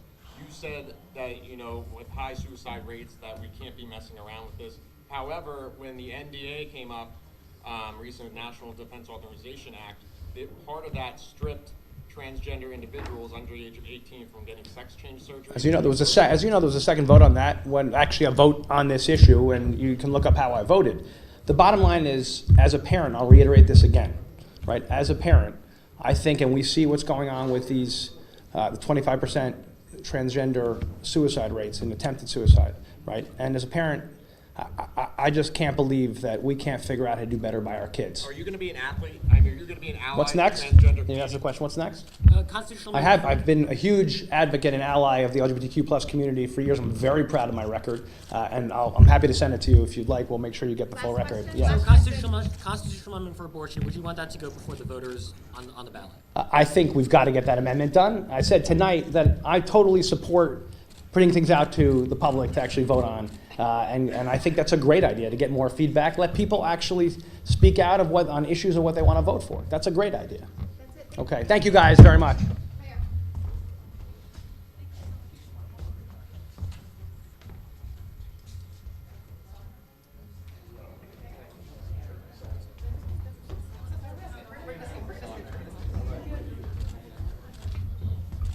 Hello, everybody. Mayor, the highest property taxes in the country, what can you do realistically to try to bring that down in a time where affordability is affecting New Jerseyans across all demographic lines? One, you have to build more housing. You have to create an economy that's inclusive so more people can help pay taxes. If you have an exclusive economy, more people can't afford homes, more people can't help pay for taxes. Third, you have to drop costs, right? We have to drop costs. Healthcare costs is one of the number one costs in the consumer market. We have to drop that reference-based pricing, public option. We have to think about what we need to do. Governor Murphy already created an Office of Healthcare Accountability and Transparency. We use that to make sure that we make hospitals mindful of the prices and make them drop them. We need to do that immediately. And then lastly, we have to combine services statewide. I know home rule is a big problem for a lot of folks. Well, they want home rule, but the reality is we have more municipalities in New Jersey than California, which is 8 times the size of New Jersey, more superintendents than principals. This is inefficient and overbearing. We have to do something about it if we want to reduce taxes. Do you feel as governor and with the legislature, can you convince municipalities to? Sure, absolutely. I think what happens is that legislatures pass bills and there's no executives to get it to be done. I'm the mayor of the state's largest city. I've probably built more affordable housing than everybody on the stage combined, right? So the reality is we need to go to mayors, we need to go to local folks, we need to go to the building trades, we need to go to housing advocates, begin to identify places where we build housing at, starting where transit is. This shouldn't be a municipal issue. It's a state issue. Shouldn't be putting pressure on mayors to build housing. The state should be leading this. Right away, we can create a first loss fund where we put our money in first, and a philanthropic community and investment bankers add to that and create hundreds of millions of dollars of a fund in Murphy's Public Bank, by the way, to begin to invest in housing in neighborhoods across the state. Mayor. Seton Hall has a presence in Newark. Do you think that the Seton Hall president should remain president after reports of that he was aware of sexual abuse allegations but not properly report them? Well, I'm not completely clear on that. You just got me. I got to figure out what that's about. But obviously, if if the investigation shows that he knew about something that shouldn't happen, then he should be held accountable for it right away. Mayor, you call Trump's deportation efforts nothing but white supremacy and racism on the stage tonight. Absolutely. That's in regards to the Laken-Riley Act, which, as you know, was based on Jose Ibarra, who was considered a migrant who came into the country illegally. He murdered a 22-year-old nursing student, Laken-Riley. There are people who say he should have been deported, and if he was, that would have never happened. Are you saying? Well, it's sort of like Lee Atwater using Willie Horton. Willie Horton was coming out on furlough, and they began to plaster his face all over the news and say, Willie Horton is a criminal, so we need to get rid of the furlough program, which is ridiculous. I think what's happening here is they're scapegoating a horrible and terrible and tragic thing that took place and using it to punish all immigrants in this country. It's wrong. No matter what happened, is absolutely incorrect, and you cannot use that to violate people's 14th Amendment and 4th Amendment rights. Do you consider that a racist policy to want safe immigration? I think what's racist is to target people based on the way they look. You don't know whether somebody's documented or undocumented based on the way they look. You don't know if there's a criminal based on the way they look. Because you put an undocumented Latino person on TV and say this is the enemy, then everybody else jumps on that. It is racist and it is white supremacist. Do you think other Democrats are being timid on immigration in the wake of Trump's victory last year? I think they're being timid on everything, not just immigration. I think they're being moderate. We're moving too far to the right. We're scared to be Democrats, and I think the way we win is we stand on our democratic values. You talked a lot about special interests in a number of categories, housing, the lead pipes, and so forth. What are the special interests, and how do you? You should have asked those people. I hope you asked them when they came here. all of the money see, we can't talk about an oligarchy in America, with all of these people like Elon Musk and Facebook and Zuckerberg and all these people and all of the money that they're using in his campaigns and these elections, and we do the same thing on our side. We can't talk about that. You can't say that you support affordable housing and you get money from BlackRock and Blackstone, who's buying all the housing up and driving the prices up. You can't say that you support all of these things that you support and you're getting money from these special interests that are benefiting from the uneven development in our state and our country, are benefiting from inequity. You can't do it. You can't serve two masters. You mentioned, you were very clear on who you're referring to when you're talking about the 35 million, but you made several allusions about votes related to immigration. I can't recall the other one. But what were you talking about? Can you be specific? Yeah, you guys know what I'm talking about. Names here. You guys know what I'm talking about. You just want me to say that Gottheimer did this and Cheryl did that. You check their record. The record is clear. They vote, and I heard somebody asking the questions here about LGBTQ rights asking questions about immigration. It's one thing to say you support these things, but your record has to speak for itself, and it doesn't. And you can't say you're going to do all these things with New Jersey, and you've been in Congress for 14 years. When you've decided to do it, the day when you announced running for governor? I mean, the reality is there's a lot of opportunity you had to do all these things that you just haven't done. That's just a fact. On that point about being in Congress, but the point about property tax relief, again, you're a mayor, you depend on state aid. Yeah. Now you're looking to switch roles. How do you see, well, what's your plan to lower property tax? And will you depend on federal aid? No. I don't think there's voodoo economics that we can't make Mexico build a wall and we can't make New York lower our taxes. It's a ridiculous concept. It doesn't make sense. The reality is the taxes won't go down unless we lower costs. This is the only way we get revenue is through taxes, property taxes, commercial taxes, business tax. If you don't lower costs, taxes will be high. If health care bills are through the roof, the taxpayers are going to pay for that. We have to lower costs by reforming health care. We have to lower costs by making sure we build more housing. We have to lower costs by consolidating municipal services, right? We have to lower costs by making sure we create more homeowners and give people the opportunity to be a part of an economy, because ultimately your taxes go down when more people are helping you pay them. So what do you think of Sean Spiller's, NGA's investment in Sean Spiller's candidacy for governor? And do you think that there should be changes in campaign financing rules around that? I think it absolutely needs to be campaign, financing rules. I think we all talk about big money and dark money, but people are using it, right? I don't want to get rid of the king to replace the king. I'm not mad at the bosses because I'm not one. You can't say that you don't want a big investment banker to put millions of dollars of their money specifically in a campaign, and then you allow one organization to do it for you. You mean you raised $140,000, but the union can give you $35 million of union dues? I think it's ridiculous and it's wrong. As a teacher, an educator, a principal, I'm a member of the American Federation of Teachers, not a member of the NJEA. I love those guys, I love those teachers, but they need to rethink that policy. God bless you guys.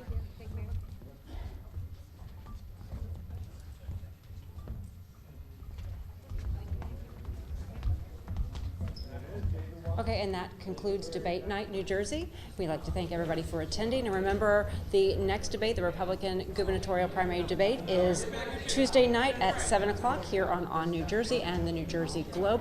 Thanks to Rider University and to all of our sponsors for hosting this debate. We'll see you on Tuesday.